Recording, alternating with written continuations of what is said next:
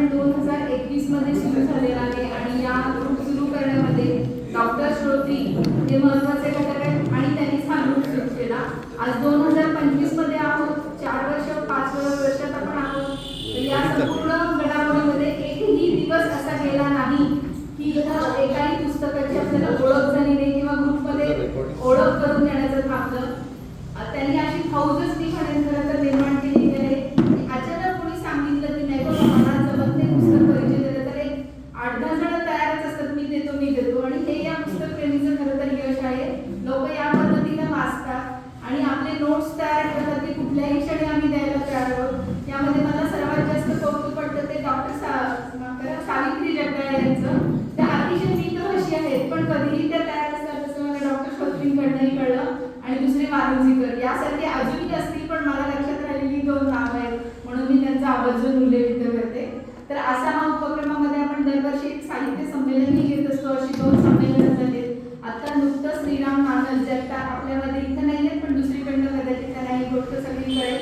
त्यांनी एक की दिवाळी अंक काढण्याचा प्रस्ताव दिलेला आहे. त्याच्या दृष्टीनेही आपली तयारी सुरू झालेली आहे. तर असे विविध उपक्रम आपल्याकडे सुरू झालेले आहेत. लेखक आपल्या भेटीला हा आपल्या ग्रुपमधील जे कोणी लेखक आहेत साताऱ्यातले आहेत त्यांच्यासाठी हा कार्यक्रम आपल्याला त्यांची ओळख व्हावी आणि त्यांच्या साहित्याचा आस्वाद घ्यावा याकरिता आपण सुरू केलेला आहे. असेच बाहेरचे देखील म्हणजे साताऱ्याच्या बाहेरचे देखील प्रतिज्ञयश लेखक यांच्यासाठी देखील आपले प्रयत्न असतात. विनोद कुलकर्णी, डॉक्टर श्रोती आणि बरेच असे जण इथे प्रयत्न करत असतात आणि आपल्याला खूप छान कार्यक्रमाचा आस्वाद मिळत असतो. यानंतर मी तर थांबते कारण आपल्याला मुख्य कार्यक्रम आहे तो डॉक्टर राजेंद्र माने यांची मुलाखत. तर मी विनंती करते तत्पूर्वी मी डॉक्टर श्रोत्री यांना विनंती करते की त्यांनी डॉक्टर राजेंद्र माने यांचं स्वागत आणि सत्कार करा.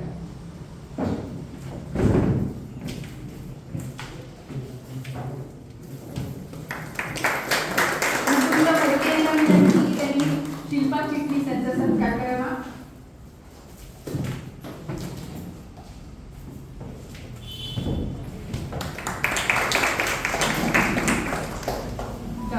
ॲडव्होकेट सीमा मिलकर यांनी डॉक्टर श्रोत्रींचा सत्कार करावा.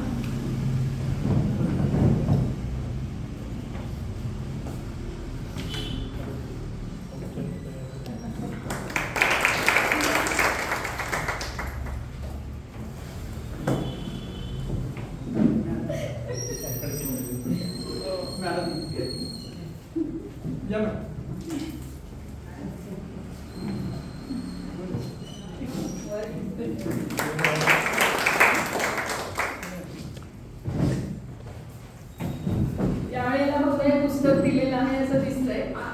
तर हे पुस्तक त्यांना खूप चांगलं आहे, औचित्याला धरून आहे असं मला वाटतं. आणि आता सर्व सूत्र आपण डॉक्टर श्रोत्री आणि शिल्पा चिटणीस यांच्याकडे दिल्या. धन्यवाद. कृपया एकच विनंती की आपले मोबाईल सायलेंट वर ठेवा. कृपया आपले मोबाईल सायलेंट वर ठेवा.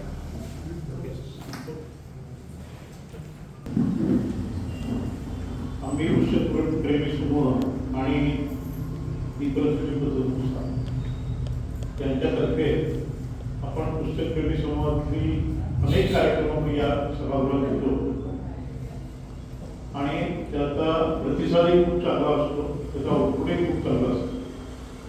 गेल्या 4-4.5 वर्षामध्ये पहिली 2 वर्ष आपली ऑनलाईन कार्यक्रमात केली पण नंतर मग आपण ऑफलाईन कार्यक्रमामध्ये धडाके लावले असं बोलत तरी हरकत नाही. त्याला अर्थातच आपल्याला एक पक्की जागा मिळते. महत्त्वाची गोष्ट म्हणजे आपल्या हक्केला बोलणारी 4 माणसं एकत्र आलेली असतात. आपल्या समूहामध्ये जे साहित्यिक, कवी, स्फुटलेखन, स्तंभलेखन करणारे,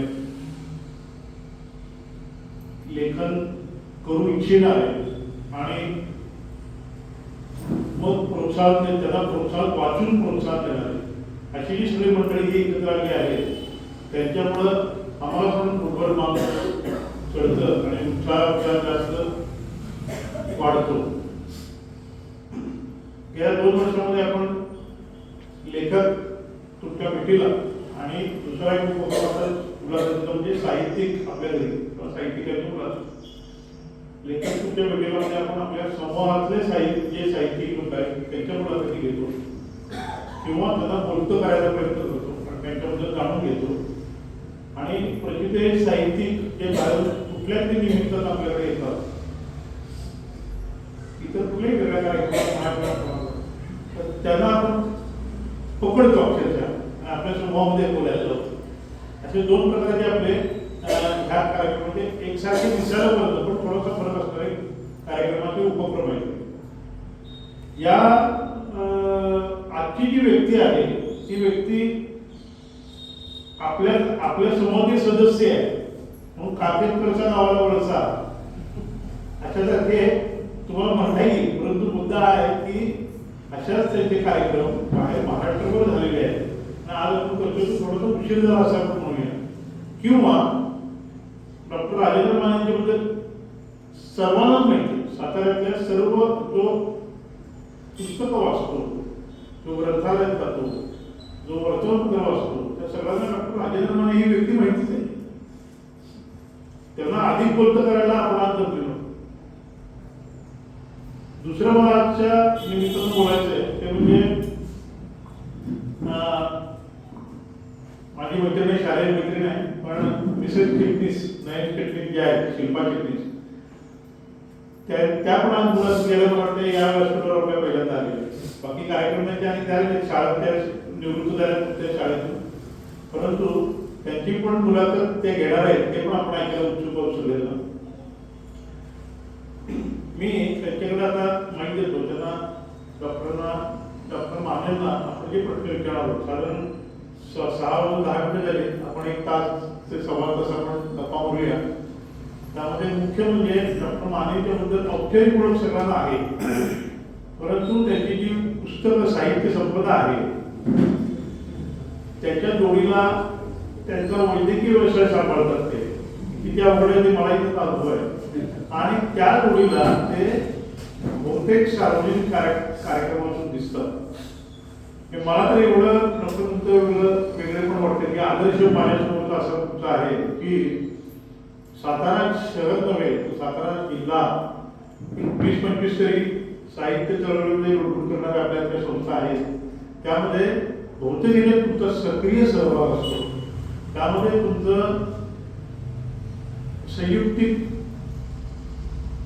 समयसूचित आणि संयमित तरी असा सहभाग तुम्ही करता त्याचं मला टाइम मॅनेजमेंट तुम्ही करता असं त्याचं खरोखर वेगळेपणाने हे वाटतं की साताऱ्याचं नगर वाचनालय घ्या, त्यांची स्वतःचे जे 2 ग्रंथालयाचे इतर संबंध आहेत ते घ्या, आपला पुस्तकप्रेमी समूह घ्या, ग्रंथ महोत्सव घ्या, साहित्य संमेलन येणारे घ्या आणि पूर्वीची आलेली ती पण घ्या. सगळीकडे डॉक्टर मानेंचा सहभाग होता. प्रेमाशिवाय ते शक्य नसतं.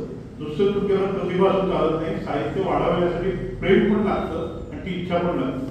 मला वाटतं मी चिटणीस मॅडम मला माहिती देतो आणि पहिला काही प्रश्न त्यांना विचारला.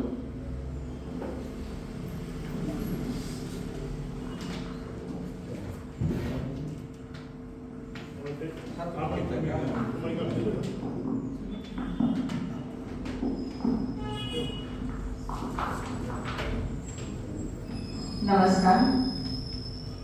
साताऱ्यात आपल्याला सगळ्यांनाच परिचयाचे असलेले असे आपले असणारे डॉक्टर राजेंद्र माने, साहित्यिक, लेखक, कवी, नाटककार, सर्व कलांना स्पर्श करून आपल्याला समोर यशस्वी एका पाठोपाठ निर्मिती करणारे असे आपल्या सगळ्यांना परिचयाचे आहेत. त्यांचं मी प्रथम इथं स्वागत करते. तसंच त्यांच्या मिसेस आणि त्यांच्या आई इथं आलेल्या आहेत, त्यांचं पण मी स्वागत करते आणि आपल्या सगळ्यांचे स्वागत करते.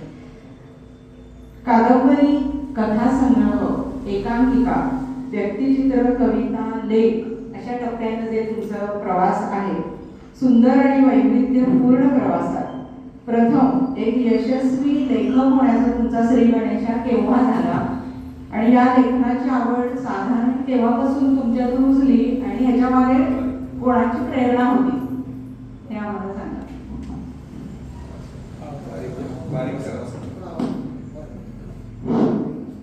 एक नंबर. नमस्कार. खरं तर दीपलक्ष्मी हॉल आणि चिठ्ठी साहेब नाही आणि अशाही कार्यक्रम आता सकाळी चिठ्ठी साहेबांचा फोन आल्यावर म्हटलं अहो तुम्ही नसताना कार्यक्रम करायचा म्हणजे रित्या गाभाऱ्यात केल्यासारखं मला वाटतं. पण नंतर म्हटलं असं ते विठ्ठल नाही तर निदान रुक्मिणी तर ते आहे त्याच्यामुळे असं काही कार्यक्रमाला आवड झाला नाही.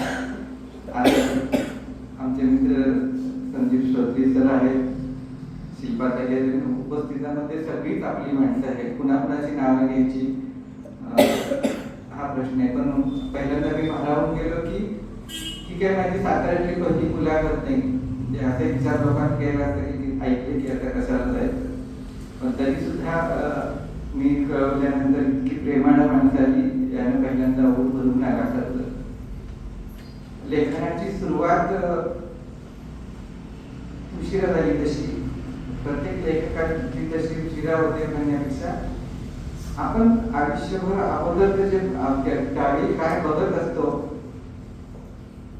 आजूबाजूचा भोवताल असू दे, माणूस असू दे, म्हणजे एक मी नेहमी सांगतो की ज्या लेखकाचं आयुष्य खेड्यात गेलंय, जडणघडणीच्या काळानंतरचा काळ शहरात ना दोन्ही भागात त्याचं आयुष्य गेले, तो माणूस लेखक म्हणून समृद्ध व्हायला जास्त मदत होते. आणि माझं सगळा जडणघडणीचा काळ म्हणजे मी 12वी असेपर्यंत हा अशासारख्या ठिकाणी गेला. ग्रामीण भाग होता, आम्ही वाड्यामध्ये राहायचो. आणि मला वाटतं की हातातली लेखणी नंतर आली, पण मनातली लेखणी तेव्हापासून कुठेतरी टिपत गेलेली होती. कारण आमच्या वाड्यात की माणसं यायची, ग्रामीण भाग असल्यामुळे सकाळी येणारी वेगळी असायची, दुपारी येणारी वेगळी असायची, संध्याकाळी येणारी वेगळी असायची.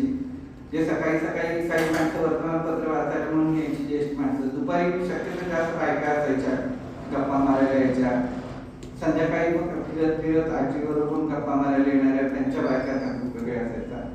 आम्ही मुलं असायचो तेव्हा काही कळत नसायचं, त्यांच्यामध्ये खेळत असायचो. पण मला वाटतं की तेव्हा ती माणसं बघत गेलो ना, तेव्हा त्या माणसांचे स्वभाव लक्षात येत गेले. म्हणजे आमच्याकडे सकाळी गृहस्थ यायचे, म्हातारे गृहस्थ होते. सकाळी पेपर वाचायला यायचे, ते त्यांचा पेपर वाचणं म्हणजे मोठ्या मोठ्या बातम्या वाचून द्यायचे, वाचून दाखवायचे, शेजाऱ्यातले झालं का लक्षात असं म्हणायचे. आणि नंतर ते थकले, थोड्या दिवसांनी थकल्यानंतर आजारी पडले असं कळलं म्हणून त्या आजीच्या बरोबर मी गेलेलो होतो. तर त्या माणसा आजोबाच्या बरोबर बरेचसे म्हणायचे की ह्यांच्याकडे पैसे हा म्हातारा फार चिकटले, एवढे पैसे आहेत ना कधी स्वतः पेपर घेऊन वाचत नाही, तुमच्या वाड्यातून वाचतो पेपर. आणि ह्यांच्याकडे चांदीचे 100 रुपये आहेत म्हटले, आणि ते त्यांनी कुठेतरी त्यांच्या घराच्या आड्यावर कशात तरी घालून ठेवले, ते माहिती. त्या गेलो तर आम्ही त्या माणसाचा खूप आधारलेले होते. शेवटचा श्वासाला आले तर त्यांचा अवस्था होती. आणि जेव्हा आम्ही बघत आम्ही गेलेलो होतो, सगळी माणसं भोवताली उभारली होती, तेव्हा काय विशेष आम्हाला कळत, म्हणजे भीतीच वाटली त्यावेळी की असं काय असतं का म्हणजे. आणि आमच्या समोर त्यांचा प्राण गेलेला होता. म्हणजे मी पाहिलेला तो पहिला मृत्यू म्हटलं तरी हरकत नाही. म्हणजे आता चालता चालता श्वास येतोय, मोठा उजो श्वास लागले, एका क्षणी बटन दाबल्यासारखं ते सगळं बंद झालं. तर तो मी पाहिलेला पहिला मृत्यू होता. जे शिकलो कुठून, ते वातावरण, मग तो माणूस, त्याच्याबद्दलच्या नंतर झालेले चर्चा, हे सगळं कुठंतरी टिपत गेलो.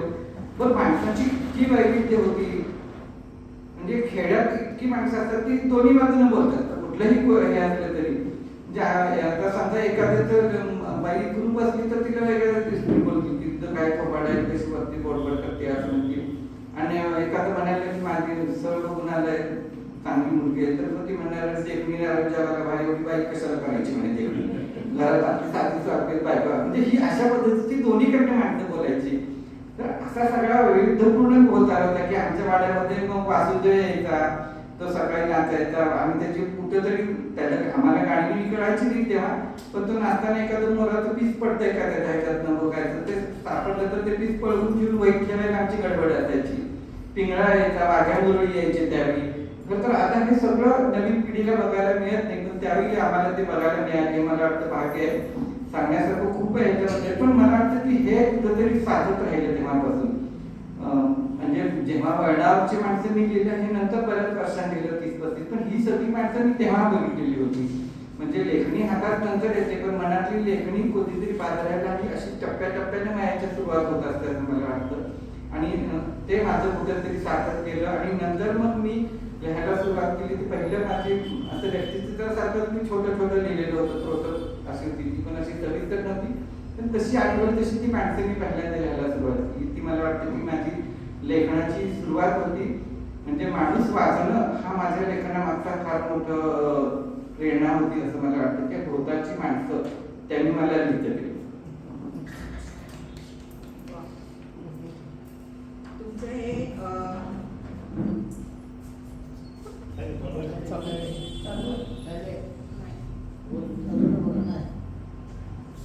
हे ऐकल्यावर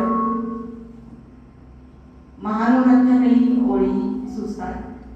या शेताने लळा लावला असा असाही, सुखदुःखाला परस्परांशी हसलो रडलो, आता तर हा जीवच अवघा असा जखडला, मी त्याच्या हिरव्या बोलीचा शब्द जाणवतो. अतिशय सुंदर ओळी आहे. तर हा जो हिरव्या बोलीचा शब्द म्हणजे आपलं गाव, गावाकडची माणसं, आपली माती, जिथं बालपण गेले, आपलं कार्यक्षेत्र जे आहे तिथलं हे सगळं अर्थातच आपल्या जीवनात हिरवळ असते ती. तर हा हिरव्या बोलीचा अशा प्रकारचा शब्द तुमच्या कुठल्या साहित्यात उमटलाय का?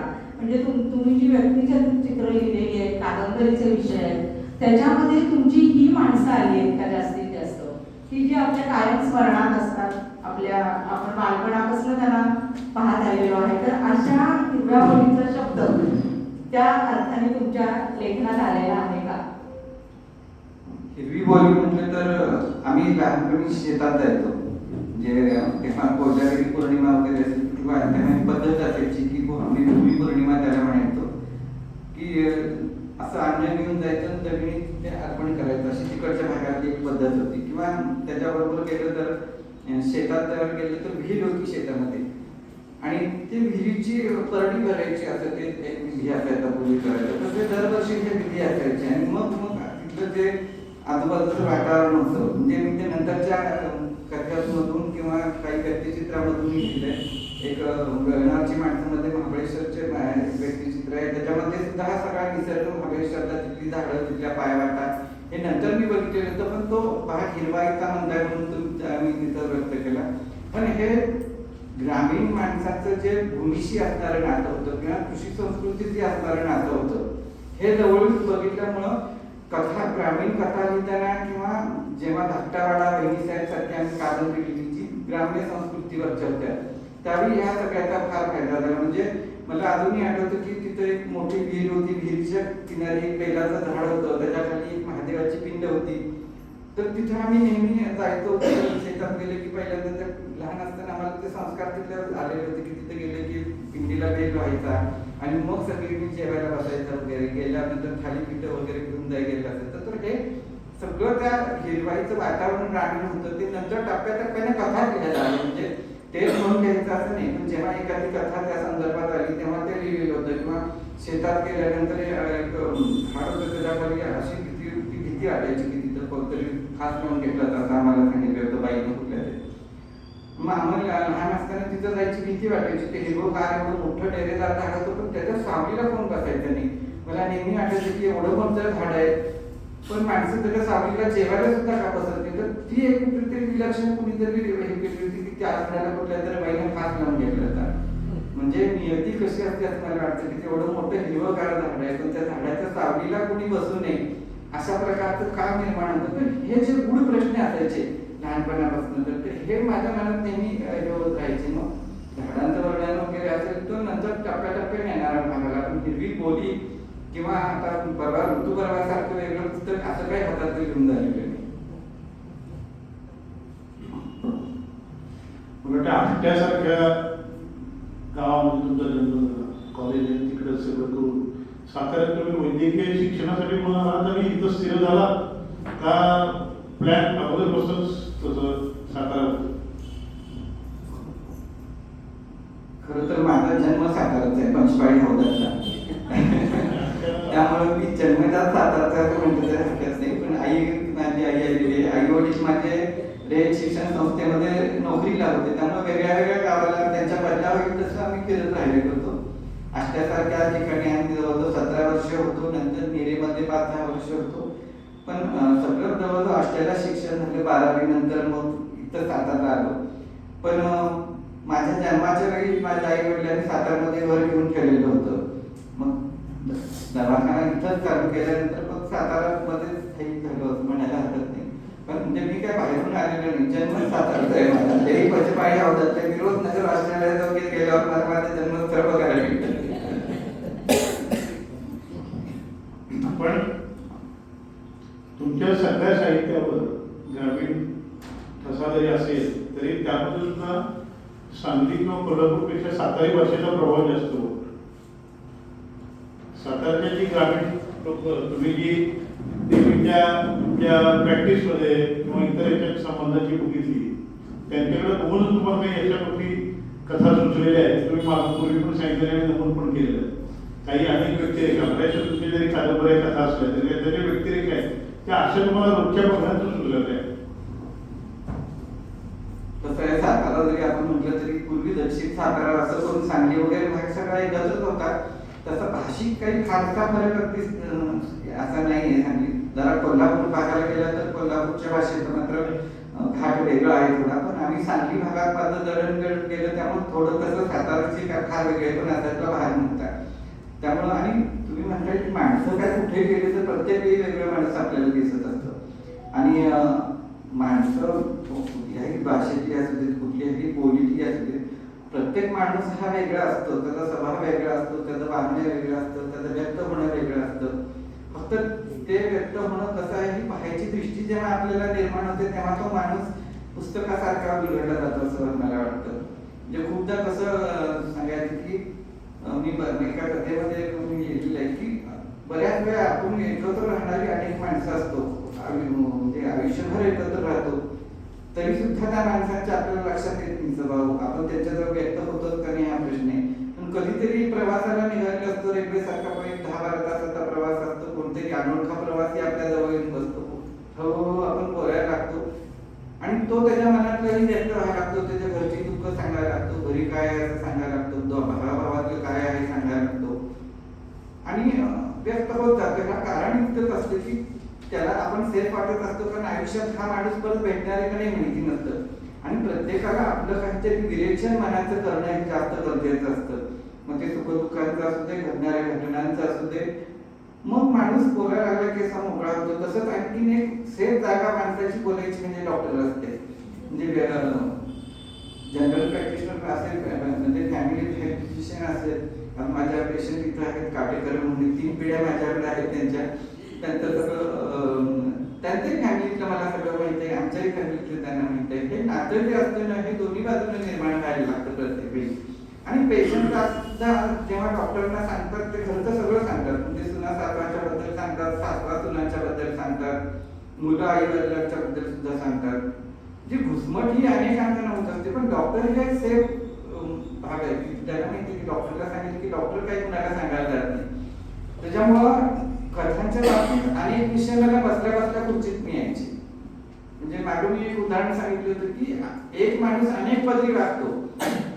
म्हणजे एक सून माझ्याकडे येते की बरेच तिथं 3-4 दिवसांना दुखणं मुरलेलं असतं. मी विचारतो काय 4 दिवस झाले लवकर दाखवता येत नाही कारण ती म्हणते तुम्हाला माहित नाही आमची सासू म्हणते आज म्हणजे काही काड्याबिड्या घ्यायचं लगेच कुठे डॉक्टरकडे निघायचं. आणि नंतर तिची सासू तिच्या मुलीला घेऊन येते तेव्हा ती माहेरवाशीला मुलगी आली तेव्हा आम्हाला ती सांगते की डॉक्टर तिकडं फार त्रास द्यायला पाहिजे, 8 दिवस इथं आहे टॉनिक बिनिक देऊन 4-8 दिवसात चांगलं करायला पाहिजे लगेच तिला. मला वाटतं की मुलीबद्दल एवढी संवेदनाक्षम असलेली ती बाई सुनेबद्दल काय असू शकत नाही संवेदनाक्षम. तर अशा पद्धतीची अनेक कोडी निर्माण असतात माणसाच्या मनात. तिथं खुर्चीत बसल्या बसल्या कळायची.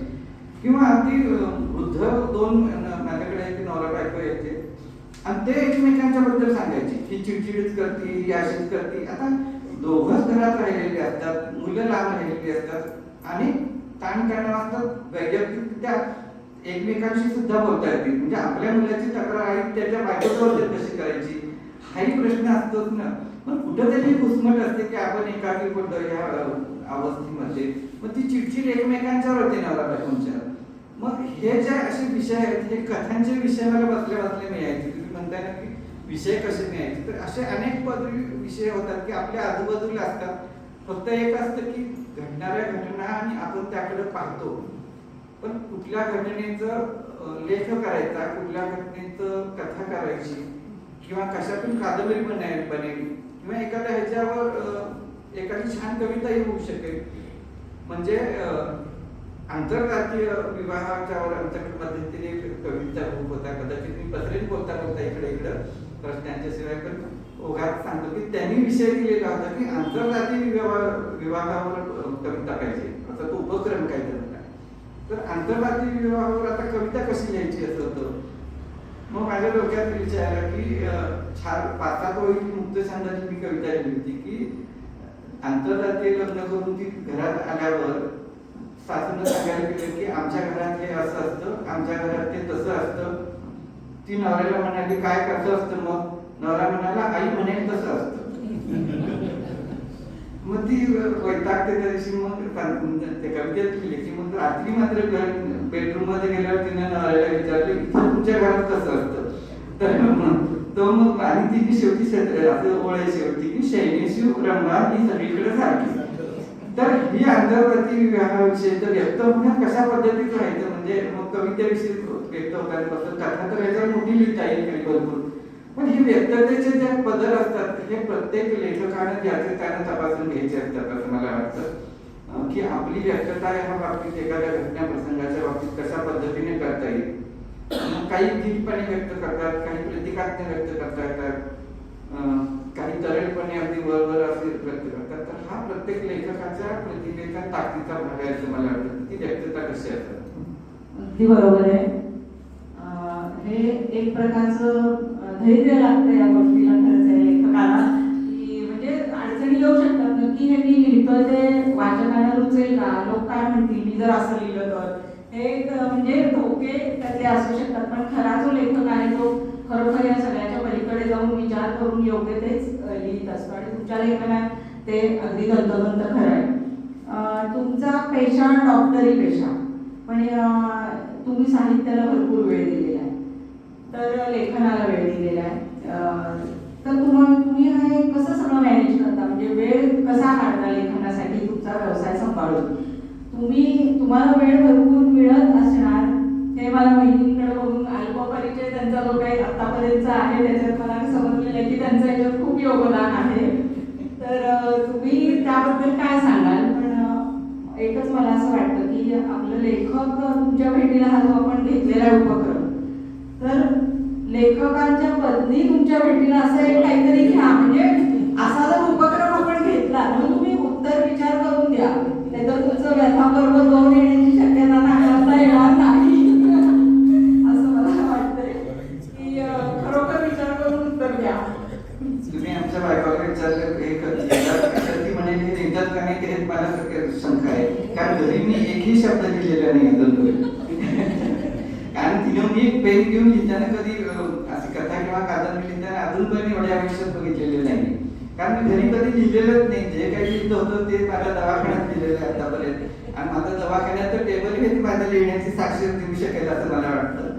आणि वेळेत म्हणाल तर असं आणि असं इंटरप्शन होऊन किंवा असे लिहायची मला सवय आहे. म्हणजे असं का बैठक घेऊन आता लिहायला बसलोय कथा पूर्ण करावी असं काही नाही. मध्ये पेशंट आले तर मी थांबतो, परत पेशंट गेल्यावर परत लिहितो, असं लिहायची मला सवय आहे. आणि काय असतं लेखकाचा एक उमेदीचा काळ असतो म्हणजे लिहिण्याचा. म्हणजे कधी कधी मलाही वाटतं की पुस्तक लिहिल्यावर आपण कधी लिहिलं केव्हा लिहिलं असं वाटतं, पण त्यावेळेला ते भरपूर लिखाण होऊन गेलं. आता पण माझं बरं जाणवतं की गेल्या 5-6 वर्षात लिखाणाचा वेग अगदी कमी झालेला आहे.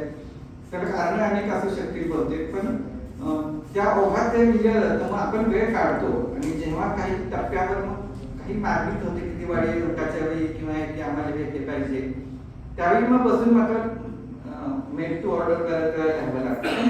जेव्हा आपल्या लिहायला सुरुवात करतो आपल्याला थोडा एक्सपोजर मिळायला लागतो, माणसं आपल्या गोष्टी ओळखायला लागतात, विचारायला लागतात काय लागलं, तर त्यावेळी ती उर्मी पण वाढत जाते असं मला वाटतं. आणि मग आपल्या होतात एक मात्र नशिबाने चांगले की अनेक साहित्य संस्था जसं डॉक्टर आता सांगितलं, ग्रंथ महोत्सव असू दे, नगर वाचनालय असू दे, साहित्य कला विकास प्रतिष्ठान असू दे, आता पुस्तक प्रेमीचा ग्रुप असू दे, हा सगळा भोवताल तो होता तो साहित्याविषयाचा मिळाला पहिली गोष्ट म्हणजे. म्हणजे नगर वाचनालयात मी आता जवळजवळ 30 वर्ष आहे, ज्योत्स्नादेवीचा आहे. ज्योत्स्नादेवीत मला पहिल्यांदा नगर वाचनालयात नेलं खरं तर. 30 वर्ष की पुस्तकं समोर यायची नवीन नवीन आलेली, की मग ती वाचल्यानंतर आपण ही कधी वाचू असं व्हायचं. मग ती वाचणं, त्या वाचण्यातनं वेगळे विषय मिळाले. अनेक विषय खरं तर ह्या पुस्तकांनी दिलेले आहेत. म्हणजे जसं माणूस वाचून मिळाले तशी पुस्तकं वाचून ही मिळालेली आहेत. म्हणजे ग्रॅव्हिटी वॉर सारखं मी कविता महाजनांचं पुस्तक वाचलं आणि त्यामध्ये जिगलवरचा लेख होता. खरं तर हे विषय वेगळे आहेत, आपल्याकडे टॅबू असलेले विषय होते. त्यामुळं म्हणजे इंग्रजी अनुवादित कादंबऱ्यातनं ते वाचलेले होते. पण मग तो विषय मिळाला माझ्या डोक्यात इतकं वाढलं की हा वेगळाच विषय आहे. आपण म्हणजे साचले पण बाहेर पडायला काही काही वेळा असे वेगळे वेगळं वाचन असतं ते उपयोगी पडतं. असं की मग ह्या विषयी आपण काहीतरी घ्यायला पाहिजे. मग त्या विषयाची माहिती करून घेणं, कारण जिगलं म्हणजे पुरुष यश. आता इथं कोणाला आपल्याकडे समाचार आहे तेव्हा माहिती नव्हते ह्या बाबतीत. तर मग माहिती करून घेणं, त्याच्यावर थोडं थोडं गुगलमधनं बघणं. काही आमचे मित्र होते, म्हणजे माझा अभिराम वडकमकर वगैरे, तो मुंबईत वगैरे राहायचा. मग मी त्याला त्याविषयी विचारलं, कारण हे महानगरीय असणारं हे सगळं असं त्यांचं. मग त्याविषयी असे विषय मिळत गेले. त्याला कारण म्हणजे असे पुस्तक वाचन होता, हा जो भोतार होता साहित्याचा होता, तो महत्वाचा ठरला. त्याच्यामुळे मग सातत्याने लिखाण होत गेलं. वेगवेगळे काहीतरी वाचण्यात काहीतरी वाटत अशा पद्धतीचं आपण काहीतरी लिहायला पाहिजे. वेगळे फॉर्म मिळत गेले. महत्वाचं म्हणजे कारण काय होतं, कधी प्रथम पुरुषी निवेदन लिहितो, कधी तृतीय पुरुषी निवेदनात मग लिहिणं होतं. मग काही वेळा मग निवेदनात मग एक पात्र सांगतं, परत दुसरं पात्र, म्हणजे जसं मृत्युंजय कादंबरी. मग ते वाटतं की आपण अशा पद्धतीचं काय लिहू नये. तर कदाचित तुमच्या पुढच्या प्रश्नाची उत्तर मी ह्याच्यातून देत असेल. पण असं काही वाटत गेलं की मग वेगळा फॉर्म कसा यावा. त्याला काही काही अनेक प्रसंगी घडत गेले, अनेक माणसं जबाबदार ठरली. म्हणजे प्रिय सारख्या कादंबरीबद्दल मी सांगेन की ती पत्रात्मक कादंबरी आहे. मराठी साहित्यामध्ये 6 का 7 फक्त पत्रात्मक कादंबऱ्या म्हणून आहे. पत्रात्मक पानवय भरपूर आहे, म्हणजे वगैरे अशा पद्धतीचं. पण पत्रात्मक कादंबऱ्या फक्त 6 का 7 आहेत.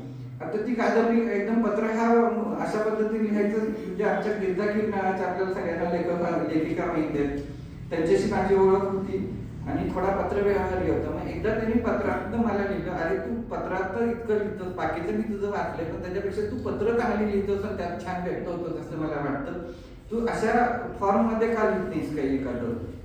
आणि ते मग तेव्हा किती झाल्यानंतर मग की मग ती प्रिय नावाची कादंबरी लिहिली आणि ती अक्षरशः जवळजवळ महिन्याभरात लिहून झाली नवरा बायकोची, 1 महिन्याची. तर असे काही तर संदर्भ घडतात, माणसं घडतात.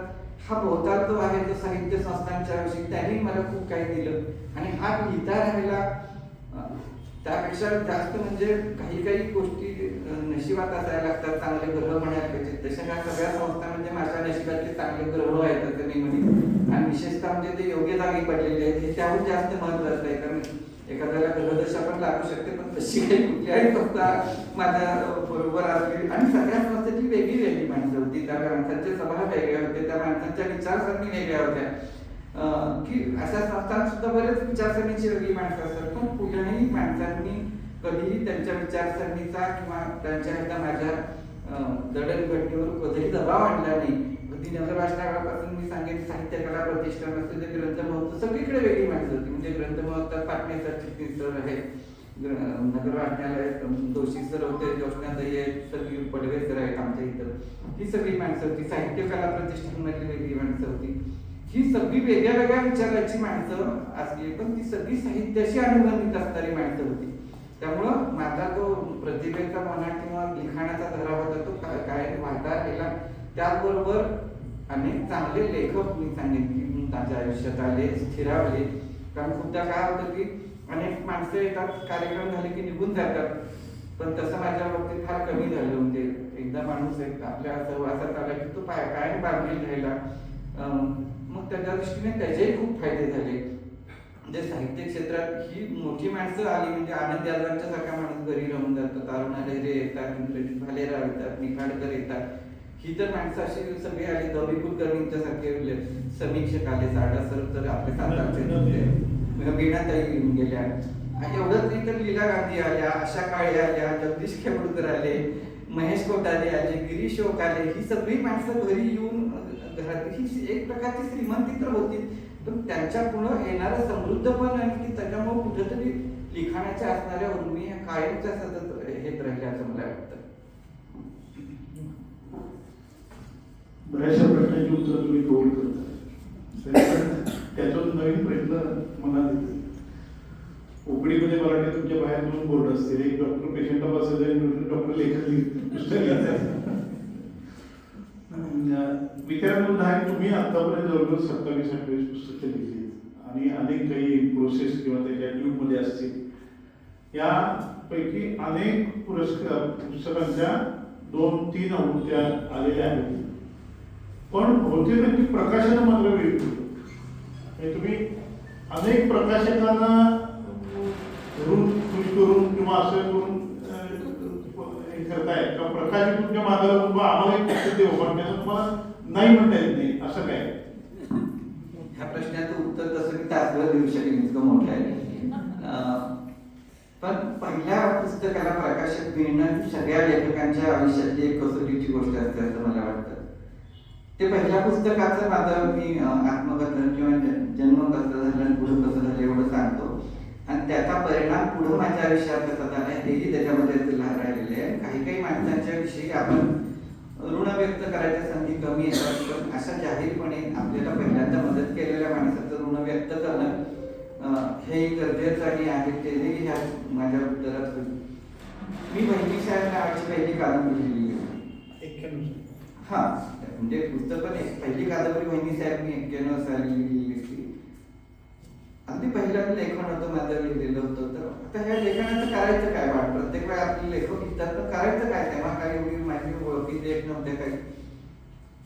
मग मला काय वाटलं की आमची आजी सांगायची की वसंत सबनीस आहेत ना ते इस्लामपूरचे, एवढं त्या आजीनं सांगितलं. मग म्हटलं आपल्या गावचा हा वसंत सबनीस आहे, तर तेव्हा काय माहिती नाही, वसंत सबनीसांच पाठवूया म्हटलं आपण प्रस्तावना द्या म्हणून. बघितलंही नव्हतं वसंत सबनीस काळे का गोरे, पण गीता सिनेमा वगैरे आहे त्यांचं वगैरे इच्छा माझी वगैरे एवढं माहिती होतं तेव्हा. त्यांना विचारलं पण नाही मी की पाठवू का वगैरे, म्हणजे तेवढं सुद्धा काही कळलं नाही की आपण आधी विचारावं पाठवू का मग पाठवावं, असलंही कॉमन सेन्स तेवढा नव्हता माझ्याजवळ. मी आपलं सरळ ते घेतलं, त्यात एक पत्र लिहिलं की तुम्ही पण इस्लामपूरचे आहात, मी पण इस्लामपूर, माझं पण गाव आहे आणि मी कादंबरी लिहिलेली आहे, तुम्ही मला प्रस्तावना देणार का म्हटले. ते पाठवून दिलं सगळं पाठ. त्यांचा पत्ता मिळवला, मी खारला राहायचे तेव्हा वसंत सबनीस. आणि नंतर महिन्याभर काही आले नाही, म्हटलं काही विसरून गेले वाटतं, म्हटलं मी आलं नाही कोणाचं. पण 1-1.5 महिन्याने त्यांचं एक पत्र आलं मला. त्यांनी लिहिलं होतं की तुम्ही जे पाठवले ते मला मिळालं, पण काय झालं तुम्ही जे वरचं पत्र लिहिलं होतं ते मी खूण म्हणून एका दुसऱ्या कुठल्या तरी पुस्तकात वाचताना घालून ठेवलं, आणि नंतर ते पत्र कुठं ठेवलं हेच मला आठवण नाही म्हटले. त्यामुळे मला तुमचा पत्ता सापडेना झाला होता. अचानक काल तुमचं परत पत्र ते सापडलं, म्हणून तुम्हाला मी हे करतो की म्हटलं की मी तुमचं सगळं हे वाचीन, म्हणजे तुम्ही पाठवलेलं बाळ आहे ते, पण म्हटले मला हवी तशी प्रस्तावना मी लिहिणार, आवडलं नाही तर त्यातल्या चुका दाखवल्या तर तुम्हाला चालेल का प्रस्तावनेत म्हटले. तेही त्यांनी प्रतारणाच पाठवलं. हा सगळा पत्रव्यवहार होता. आत्तासारखे मोबाईल नव्हते तेव्हा, म्हणजे इन्स्टंट काय घडत नव्हतं. 15-15 दिवसाच्या टप्प्याने असं घडायचं होते. मग मी सांगितलं की पत्र चालेल, तुम्हाला हवी तशी तुम्ही प्रस्तावना लिहा. मग परत त्यांचं 15 दिवसानं मला वाटतं एक छोटं पत्र आलं, म्हणजे डॉक्टर तुमच्या ह्याच्यामध्ये मला बऱ्याच काही त्रुटी आणि जाणीवा दिसत आहेत म्हटले. त्या त्यांनी लिहिलेल्या आहेत की मला असं असं हे करतं, हे सगळं तुम्ही परत घेऊन पाठवणार असला तर मी प्रस्तावना लिहून म्हटले. रिडायरेक्ट करायचे होते तर 200-250 पाणी त्यांना कदाचित वाटलं असले डॉक्टर माणूस आहे कशाला परत लिहायच्या खांदात पडतोय, प्रस्तावना लिहायचंही वाचलं सगळंच वाचलं असं त्यांना वाटलं असावं त्यावेळी. मी ते पाठपुरावा केला, त्यांचं काही त्यांनी सुचवलं होतं तसे काही पदर होते, काही माणसांच्या बद्दल काही प्रसंग होते. ते प्रसंग म्हटले की पटकन येत नाही येतं किंवा संघर्ष करत नाही असं काय काही त्यांनी दिलं होतं. त्याप्रमाणे मी ते सगळं रिडायरेक्ट केलं आणि परत पाठवून दिलं त्यांना. आणि नंतर मग त्यांनी वाचत होते तर मधल्या काळामध्ये आता प्रकाशक तर बघायला पाहिजे, कादंबरी पाठवली, प्रस्तावना येणार, मग आपण कोण छापणार कोण. मग मी पुण्याला मग प्रकाशकांचे उंबरठे शिजायला चालू केली मधल्या काळात. 2-3 प्रकाशक नावं सांगत नाही, मोठे प्रकाशक होते. प्रत्येक बोलायचे कोण काय करतात, डॉक्टर आहे म्हटले की मग सांगायचे. मला त्यावेळी मला सांगितलं होते की 60,000 रुपये लागतील, तुम्ही पुस्तक काढू. त्यांनी बघितलेही नव्हतं ऍक्च्युअली पुस्तक, पण सांगितलं की 60,000 रुपये तुम्ही देणार असाल तर पुस्तक काढू. मी म्हटलं ठीक आहे असंच असेल म्हटले, पैसे वगैरे द्यायचे असतात तर मग पुस्तकं निघत असेल, तेवढं काही कळतच नव्हतं त्यावेळी. आणि मी आनंदाने घर आलो की आता 7,000 रुपये आपण द्यायचे ना आपलं पुस्तक निघणार. आणि त्याच्यानंतर मग सबनीसांनी तर मला एक पत्र आलं. ते म्हटले अरे सगळं झाले, मी प्रस्तावना पाठवतोय, पण हे काढणार कोण म्हटले तुझं पुस्तक आहे प्रकाशन?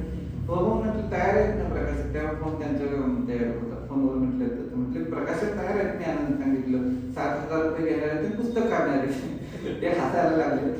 ते म्हटले की वेळ आहेस का, जरा थांब म्हटले, गडबड करू नकोस, मी पुस्तक कादंबरी वाचली, मला आवडली म्हटले, फक्त एक करतो, माझे जे प्रकाशक दिग्दर्शकाचे करंदीकर म्हणून तेव्हा डोंबिवलीला होते, ते शाळांची वगैरे पण सबनीसांची पुस्तकं काढायची. ते म्हटले की मी त्यांना हे पाठवून देतो, पण मी त्यांना सांगणार नाही की हे पुस्तक काढा.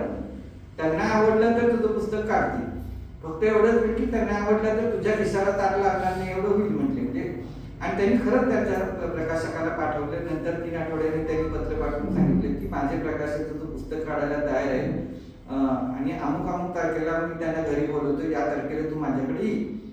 आणि त्यावेळी मग मी मुंबईला गेलो खारला आणि पहिल्यांदा वसंत सबनीस काळेगा गोरे बघितली.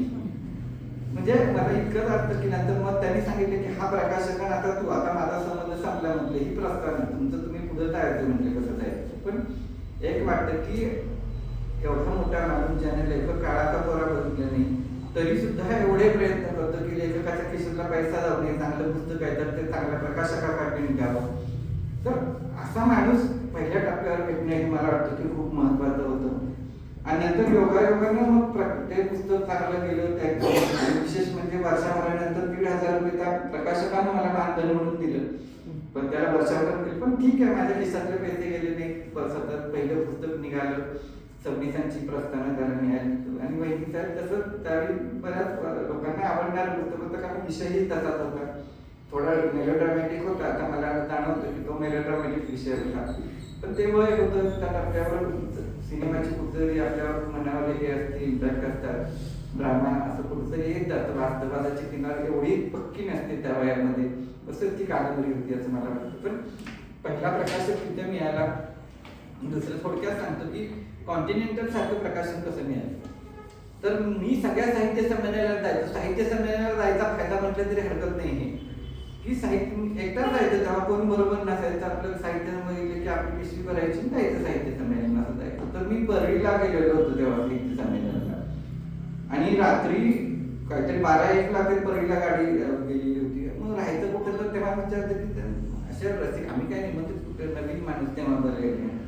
तर त्यांनी सांगितले की अमुक मंगल कार्यालयात आम्ही अशा नवीन हे जे रसिक येणाऱ्यांची सोय केलेली आहे म्हटले, तिथं तुम्ही जावा, कुठे जागा असेल तिथं गाद्या बिद्या टाकलेल्या असतात, तिथं जाऊन कुठं पाहिजे तिथं झोपा म्हटले, राहायची व्यवस्था.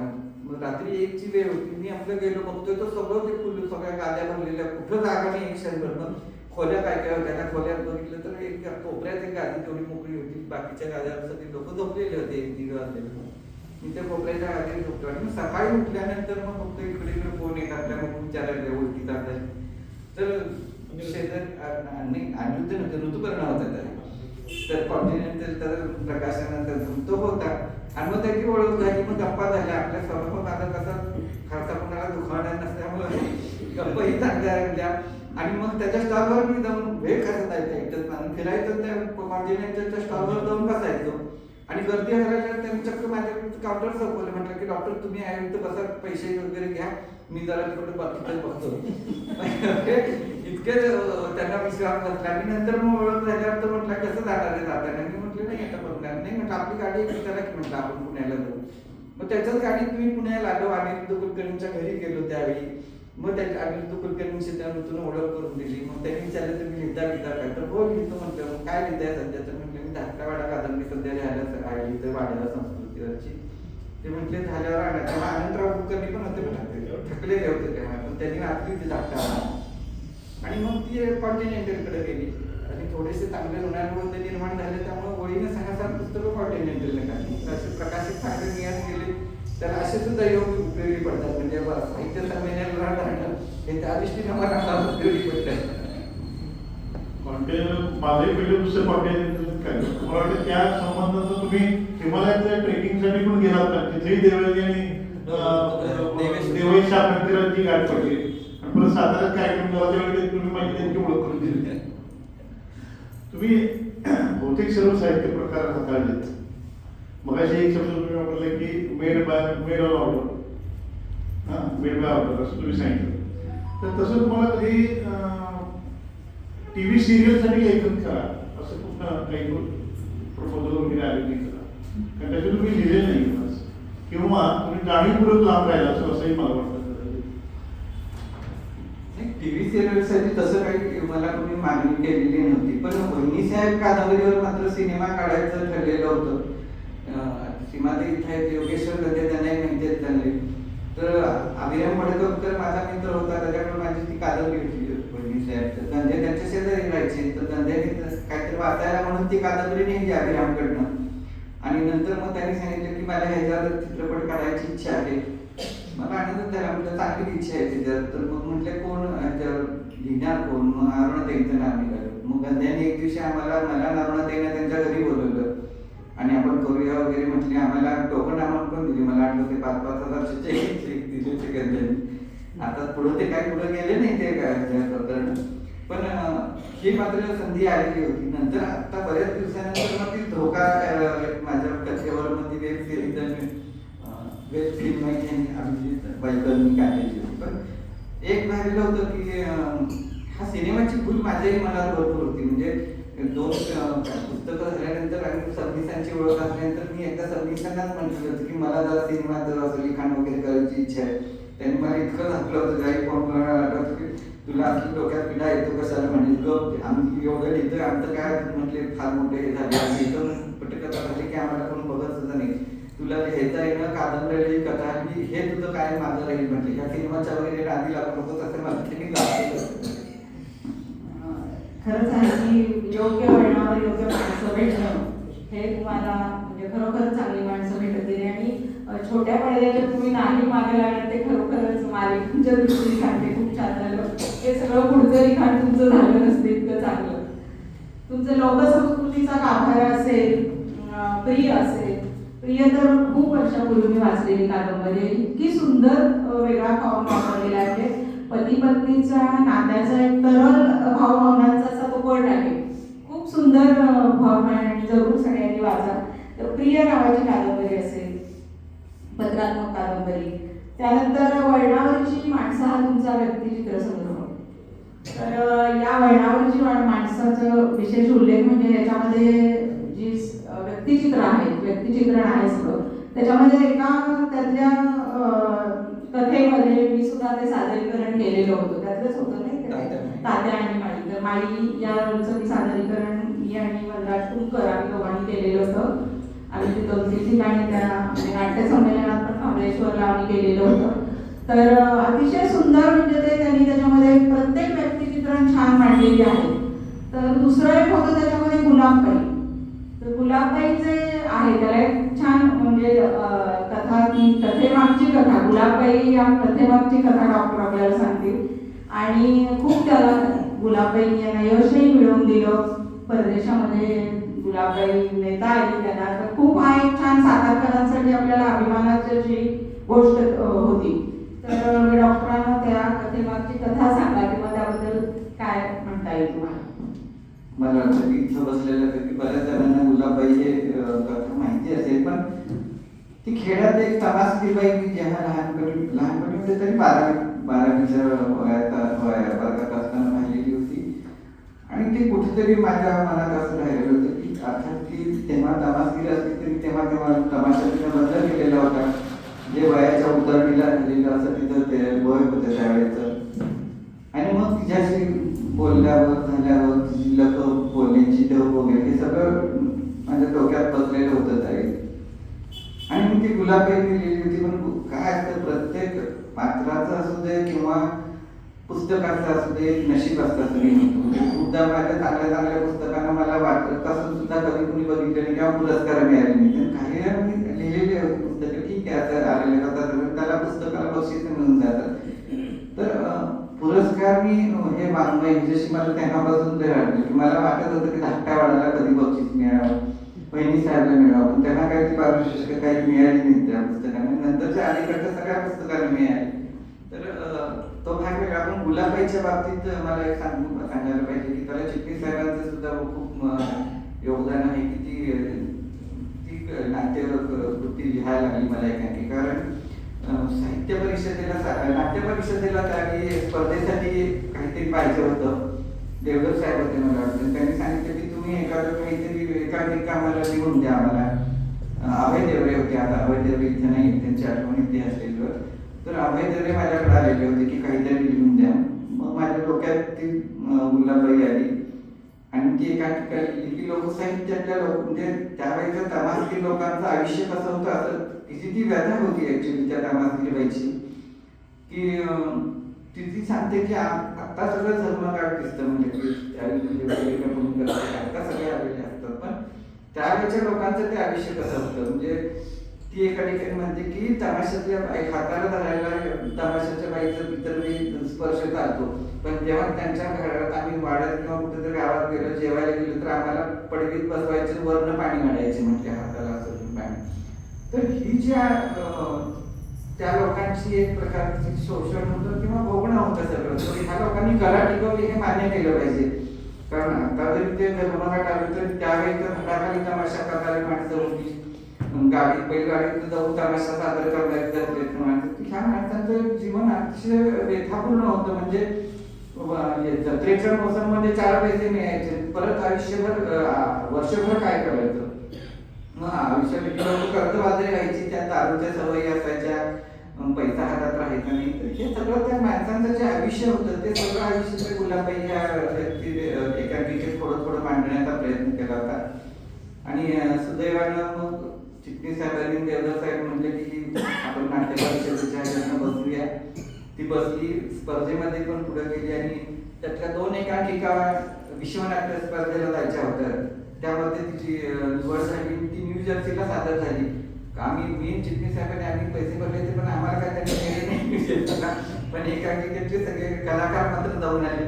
त्या 2 त्यातल्या 2 कलाकार त्याचं आपल्यात नाही आहेत, पण पूजा सबनीस, वनराज कुंकर ह्या दोघांचंही मला खरं मनापासून आभार मानले की ते लोक होते म्हणून ही एकांकिका झाली, नाहीतर अन्यथा ही एकांकिका कुणाला फारशी पेरली नसती. कारण ते दोन्ही पात्र होती ती वेगळ्या पद्धतीने सादर करायची होती. तमाशाचा सगळा माहोल होता, काही लावणीचे तुकडे नाचायचे होते फटाफट. त्यामुळे पटकन एकांकिका करणं ही जरा सगळ्यात अवघड गोष्ट होती. पण तिलाही आपल्या महाबळेश्वरच्या साहित्य संमेलनाची सादर करण्याची संधी मिळाली साडेसर होते वगैरे सगळ्या लोकांच्यामुळे. आणि आता मला वाटतं की मध्ये इतकी वर्ष गेली आणि इतक्या वर्षानंतर मग आता आदिती काळे आहेत डॉक्टर इथं, वैदेही कुलकर्णी आमचे, त्यांनी चंद्रकांत कांबेरे, त्या 3 लोकांनी परत त्या 52 वर्ष माणसातल्या 3 व्यक्तिचित्रांना अभिवाचनाचे कार्यक्रम चालू केले. त्यामुळे 30 वर्षानंतर परत ही सगळी पात्र जिवंत झाली असं मला वाटतं. तर हा तो प्रवास असतो की प्रत्येक आपण लिहिलेलं पात्र पुढे कसं होणार किंवा ते पुस्तकाचं पुढे कसं होणार हे आपण आताही सांगू शकतो नसतो. काही लोक लेखकांच्या मृत्यूनंतर त्यांचं साहित्य खूप गाजलेलं आहे, असंही खूप झालेलं आहे. तर हे सगळं भाग्ययोगाचा भाग असतो असं मला वाटतं. लेखनानं लिहित राहणं, बाजूला होणं हा सगळ्यात महत्वाचा भाग आहे की एखादं पुस्तक झालं की त्या पुस्तकापासून लवकरात लवकर बाजूला होणं, दुसरं काहीतरी आपल्या हातातून घडतंय का हे बघणं हे जास्त महत्वाचं असतं. तसंच तुमच्या झोका आणि त्या एकांकिका हे सुद्धा खूप गाजलेले आहेत. एकांकिका झोकावर तर कथा होती मग एकांकिका झाली. तसंच तुम्हाला आलेले विविध अनुभव तुम्ही कवितेत मांडत गेलात, तर ते तुम्हाला कवितेतच मांडावेसे वाटले का कथांमध्येही ते मांडता आले? तुम्हाला कुठलं माध्यम जास्त सकस वाटतं की हे नाही कवितेतच हे जास्त व्यवस्थित मांडता येईल तर मी कवितेतच मांडतो, किंवा नाही ललित लेख किंवा कथा लेख ह्याच्यामध्ये मांडता येईल मला हे अनुभव? तर याच्यामधलं कुठलं माध्यम तुम्हाला जास्त आवडलं दोन्हीपैकी? हे माध्यम आवडायचं आहे तर तसं गोष्ट येत नाही की आपल्या चिंतीत ते कसं त्यावेळी सामावलं जातं हे फार महत्वाचं असतं असं मला वाटतं. व्यथापर्व महाभारतावर ते लिहिलेलं तुम्ही वाचलेलं आहे पुस्तक की महाभारतावरच्या सगळ्या व्यक्तिरेखा आहेत त्यामध्ये. पण व्यथापर्व लिहिताना बऱ्याच जणांनी मला विचारलं की म्हणजे इतकी महाभारताची पुस्तकं आहेत परत आणि त्याच्यावर काय लिहायचं वेगळं. तर महाभारत हे सगळ्याच लेखकांना खुणावणारं आहे. अजून मला वाटतं इतकी वर्ष लिहिली तरी व्यासांनी जे जे निर्माण केलेलं आहे त्या प्रत्येकामध्ये अजून प्रत्येकाला वेगळं काहीतरी सापडत जातं. तर मग मी लिहिताना विचार केला की आता असं महाभारत लिहिण्यापेक्षा लोक महाभारत आणि हे महाभारत असं दोघांची साखळी घालून काहीतरी लिहिता येते का बघावं. म्हणजे फक्त महाभारतात काही वेगळे आहेत, लोक महाभारतातल्या काही कथा वेगळ्या आहेत. मग त्या कथांचा संदर्भ घेऊन ह्या व्यक्तिरेखांचं मनोविश्लेषण करायचा प्रयत्न केला. त्या दृष्टीने मी तो केलेला होता. आता त्याच्यावर फार बोलत नाही, पण ह्या तुमच्या प्रश्नाशी संबंधित बोलायचं झालं तर एक आता ती कविता कधी होते ह्याच्यातली, तर एकदा असा मगाशी सांगितलं की करणसारखा खूप माझ्या आयुष्यात आला. तो फार कवितेच्या दृष्टीने महत्वाचा ठरला, कारण त्यांनी सांगितलं होतं की एकटेपणावर कविता लिहायची होती. मग आता एकटेपणावर कविता लिहिताना माझ्या डोक्यात सुरुवात झालं की मला द्रौपदीचं एकटेपण जाणवलं. ते एकटेपण काय होतं, ती पांडवांची पत्नी होती, पण प्रत्येक पांडवाला त्याच्या म्हणून वेगळ्या वेगळ्या बायका होत्या. म्हणजे असं काही नव्हतं की एकच बघतोय, पण प्रत्येकाची भीमाला सुद्धा हिडिंबा होती, बाकी सगळ्यांच्या बायकांची नावं वगैरे सगळी आहेत. अर्जुनाला तर रुपी वगैरे 3-4 जणी होत्या. तर असे असताना मला जाणवलं की हे द्रौपदीचं एकटेपण किती असेल की त्यांना सगळ्यांना त्यांच्या बायका आहेत, पण माझ्या म्हणून एकटा असं कोणच नाहीये ना. हे एकटेपणच आहे ना, म्हणजे साम्राज्ञी असून सुद्धा असणारं आपल्या मनातलं एकटेपण, आणि त्याच्यावर मी ती कविता लिहिली. म्हणजे आपल्या चिंतीत काय येतं हे जास्त महत्वाचं आहे त्यातलं. मग महाभारताचं मोठं पुस्तक पण द्रौपदीवर कादंबरी होऊ शकेल, पण तिचं एकटेपण हे सोडून त्याच्यावरही काहीतरी लिहिले तर आपल्या चिंतीत त्यावेळी जे काही सापडेल त्याच्यावरती ते होतं. कविता होते, कथा होती, कादंबरी होते. म्हणजे खरोखरच साहित्यामध्ये परिवर्तनाची किती जबरदस्त ताकद आहे. जीवनाकडे बघण्याची एक वेगळी दृष्टी आहे. म्हणजे खरोखर व्यथापर्वमध्ये म्हणजे आपण सगळ्यांनीच महाभारत वाचले, पण व्यथापर्वमध्ये डॉक्टरांनी जो वेगळा विचार केलेला आहे त्यांना आपल्या पुढे त्या स्त्रियांना आणण्याचा, तर खूप त्यांचे वेगळे पैलू आपल्या समोर येतात की अरे जे आपण महाभारत वाचलं पण हे नाही आपल्या लक्षात आलं, जे आपल्याला डॉक्टरांनी त्याच्यामध्ये दाखवून दिलेलं आहे आणि ते आपल्याला पटलेलं आहे. तर या दृष्टीनं व्यथापर्व एक उत्कृष्ट पुस्तक आहे आणि त्या व्यक्तिरेखा इतक्या भावतात म्हणजे पुन्हा पुन्हा आपण महाभारताकडे वाचनासाठी त्या पुस्तकामुळे जाऊ शकतो. आता सध्याच्या काळात एक 2-3 प्रश्न आता एकत्र करून तुम्हाला विचारते. सध्याच्या काळामध्ये लेखकासमोर कोणती वेगवेगळ्या प्रकारची आव्हानं आहेत हे सांगा की त्या संघर्षाला तुम्ही कशा प्रकारे तोंड दिलं आणि तुमचे त्याबद्दलचे वेगवेगळे अनुभव काय आहेत. आणि दुसरा एक प्रश्न महत्त्वाचा अतिशय की हे जे तुमचं कार्यक्षेत्र आहे जिथं तुम्हाला यश मिळालं त्या सातारा नगरीचं ह्याच्यामध्ये काय योगदान आहे तुमच्या या सगळ्या यशामध्ये, हा एक प्रश्न आहे. संघर्ष काही तुमच्या वाट्याला आला का, म्हणजे आला असणारच खरं तर, पण त्याला तुम्ही कशा प्रकारे तोंड देत गेलात. साहित्यिक म्हणून संदेश एक असतं की साहित्यिक म्हणून संघर्ष त्याला म्हणता येत नाही, पण आपण कसं होतं की काही वेळा पुण्या मुंबईत राहणं हे साहित्यिकांच्या दृष्टीने खूप सोयीचं असतं.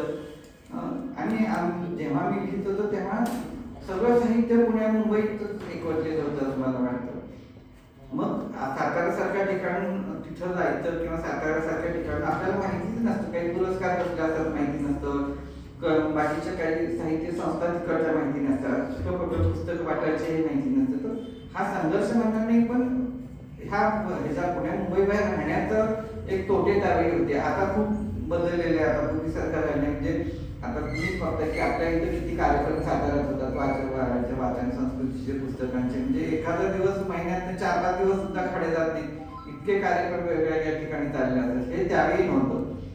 पण म्हणजे आताचे कार्यक्रम म्हणजे ही सगळी लेखकांना सुद्धा घडण्याची एक कार्यशाळाच असते असं मला वाटतं की अनेक माणसं लेखक येतात, तिथं बोलतात, त्यांचे अनुभव सांगतात, पुस्तकं प्रकाशन होतात, त्यातून पुण्याला उठलेली मिळतात. म्हणजे आता इतके लोक आल्यामुळं इथल्या कितीतरी लोकांना तर पुण्यामध्ये त्याच्यामुळं ओळख मिळायला लागलेली आहे. म्हणजे आता चिटणीस साहेबांनी माझंच पुण्यामध्ये साठी साधने केली, माझ्या साहित्यावर चर्चा करून आणली. तर हे घडणं इतकं सोपं नसतं बाहेर पुण्याबाहेर राहणाऱ्या माणसांच्या, कारण तिथलं एक वेगळी व्यवस्था असते, तिथलं सगळं वर्तुळ वेगळं असतं. त्या वर्तुळामध्ये बाहेरच्या जाऊन सामावणं ही फार अवघड गोष्ट असते. अजूनही काही प्रमाणात आहे, नाही असं नाही. म्हणजे पुण्यातले लोक आपण भरपूर बोलतो, पण पुण्यातले लोक सातारच्या लोकांना किती बोलवतात हा तपासण्याचा विषय आहे. मी नेहमी तो विषय म्हणून पुण्यातल्या लोकांना किती येतात, त्यांची माध्यमं सांगतात, आम्ही देतो. पण मानधन राहू दे, पण इथल्या लोकांना किती लोक तिथे स्टेज देतात, हाही एक फार महत्वाचा प्रश्न आहे. आता चिटणीस साहेब असल्यापासून चिटणीस साहेबांनी बरीच इथल्या लेखकांची श्रोत्री सरची पण आहेत, बऱ्याच लोकांची पुस्तकं पुण्यामध्ये प्रकाशित केली. ही व्यवस्था त्यावेळी नव्हती.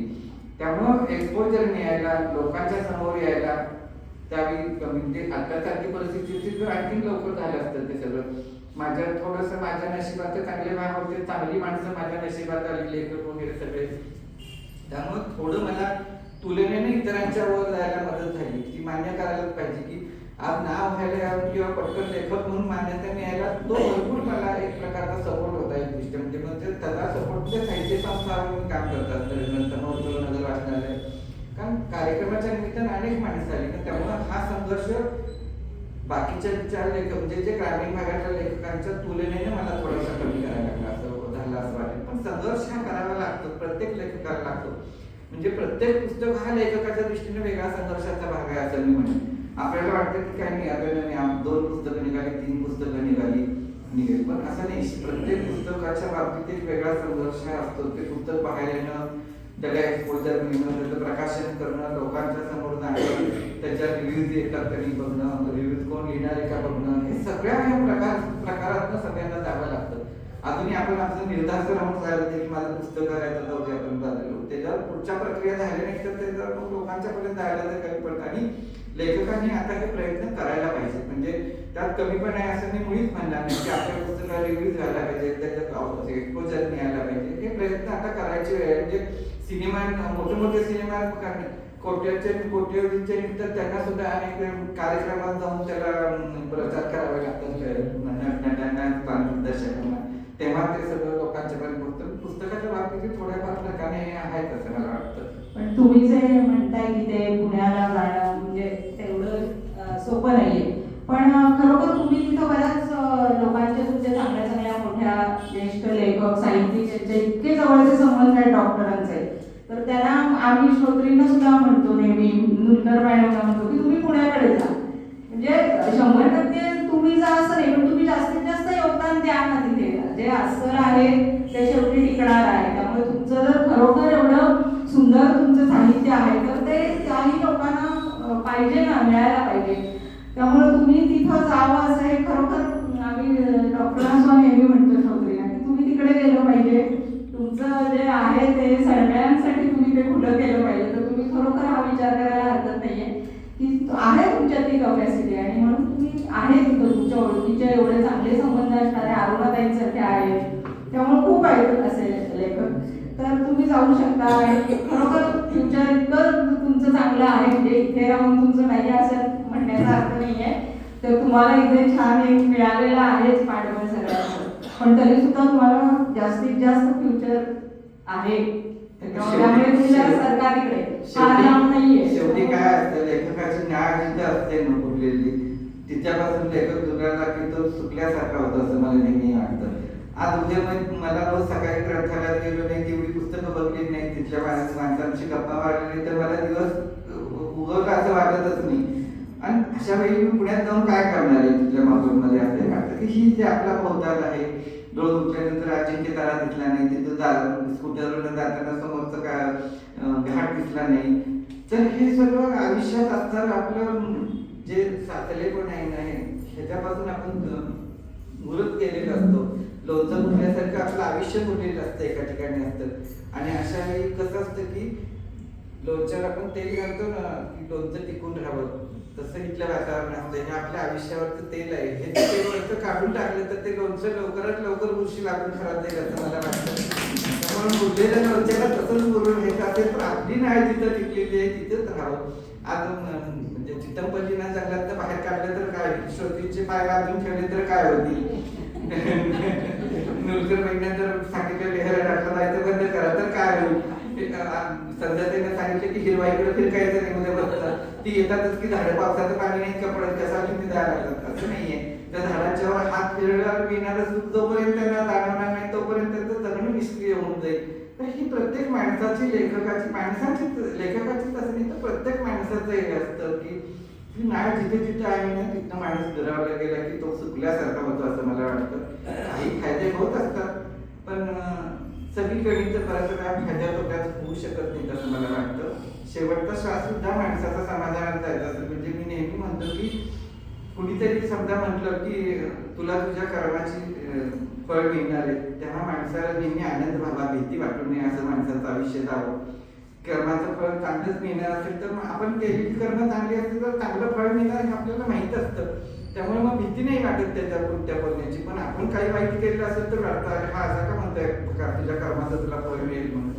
तर कर्माचं फळ चांगलं मिळेल पण सुखी आपलं आयुष्य असावं. आणि ते फक्त जिथं आपली नाळ उरलेली आहे, जिथं आपल्या वातावरणात आपण श्वास पहिल्यापासून घेतलेला आहे तेच वातावरण जगू शकतं असं मला वाटतं. पुण्यात जाऊन काही फायदे होतील नाही असं नाही, पण त्या फायद्यावर समाधानाची रेष उमटेलच त्याचं मला शाश्वती नाही. अनेक साहित्य प्रकार तुम्ही हाताळलेत, अनेक गाजलेली पुस्तकं तुम्ही त्यातून लिहिली गेली. साहित्यिक हा लिहित असतो आणि वाचक हा वाचत असतो. वाचकाचा ज्यावेळी प्रतिसाद साहित्यिकापर्यंत येतो त्यावेळी आणि साहित्यिकाला बरोबरच असतं. तुमच्या बाबतीत अनेक वाचकांनी अनेक वेळा तुम्हाला पत्र लिहून पूर्वी किंवा आता सध्या वर्कशॉपवर SMS करून, मेल करून अनेक प्रकारे प्रतिसाद दिला असेल. काही उल्लेखनीय वाचक किंवा त्यांचे प्रतिसाद आठवतात की तुम्हाला? उल्लेखनीय म्हणजे मी कादंबरी लिहिली तेव्हा नाशिक नामदारांचं पत्र आलं होते. तेही खूप छान पत्र होतं. मधुर मंगेश कर्णिकांचं आलं होतं धाकटा वाटा. ही काही पत्र मला नेहमी सुखावणारी ठरली. गिरजाचा पत्रव्यवहार होता ते पण सुखावणारा ठरले. पण त्याहीपेक्षा मला काय वाटतं की एखादा आपल्या ह्याच्यावर ज्याचा आपला काहीच संबंध नाही, ओळखते काही नाही असा माणूस काहीतरी. म्हणजे मी एक प्रभातमध्ये सह्याद्रीमध्ये तुमच्या दिवाळींदाज कथा लिहिली पोर यांच्याकडून आपल्या की एका चांभाराच्या ह्याच्यावर तिथं होतं. त्याच्यात मला एका इकडच्या मराठवाड्याकडच्या थांबाराचा फोन आला होता, ते आवडलं. तेव्हा मला ते खूप छान वाटलं की अरे हा माणूस काय ओळख देत नाही तरी सुद्धा फोन करून आपल्याला कळवतो. तसेच आपल्या इथलेही माणसांची नावं आवडतं घेऊन सीमाताई नेहमी माझ्या कवितेवर चांगला अभिप्राय द्यायच्या. बाबूराव शिंदेचा प्रत्येक ह्याच्यावर चांगला असेल तर आवर्जून लगेच सांगायची की हे डॉक्टर हे खूप चांगलं आहे, आवडलं. तर ही जी माणसं आहेत ही माणसांचे प्रतिसाद महत्वाचे असतात. आपण खूपदा म्हणतो की लेखक स्वतःसाठी लिहितो, स्वयं सुखासाठी लिहितो, तर असं नाही आहे. लेखकालाही एक गरज असते की कुणीतरी चांगलं म्हणावं, कुणीतरी आपल्या साहित्याला स्वीकारावं आणि त्यातून काहीतरी घडावं. मग त्यांचं सुखदुःख हलकं होते, त्यांना आणखी वेगळं काही आयुष्याला जगण्याला आधार वाटवते, काही असं ते. पण जेव्हा हे कुठेतरी ही बंद जुळले जातात लेखकाच्या लिहिण्याचे माणसाच्या जगण्याचे, तेव्हा त्या साहित्याला एक पूर्ती मिळते काही अंशात तर काही ना असं मला वाटतं. म्हणजे मी एक तिच्या आत्महत्येनंतर नावाची एक कविता लिहिली होती शेतकऱ्याच्या आत्महत्या करते त्या स्त्रीच्या. आणि त्याच्यानंतर मी ती फेसबुकला टाकल्यानंतर मला वर्षा देशपांड्यांचा फोन आला होता. डॉक्टर ही कविता वाचली ना, आम्हाला ह्याच्यात एक चित्रपट शॉर्ट फिल्मचा विषय मिळतोय करणार. आणि खरोखरच कैलास जाधव त्या ह्याच्यावर एक शॉर्ट फिल्म लिहिली.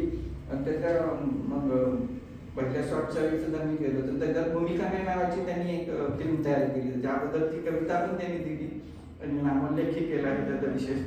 पण असं काहीतरी आपण करताना नसतं, पण त्यातही काहीतरी उगून येतं.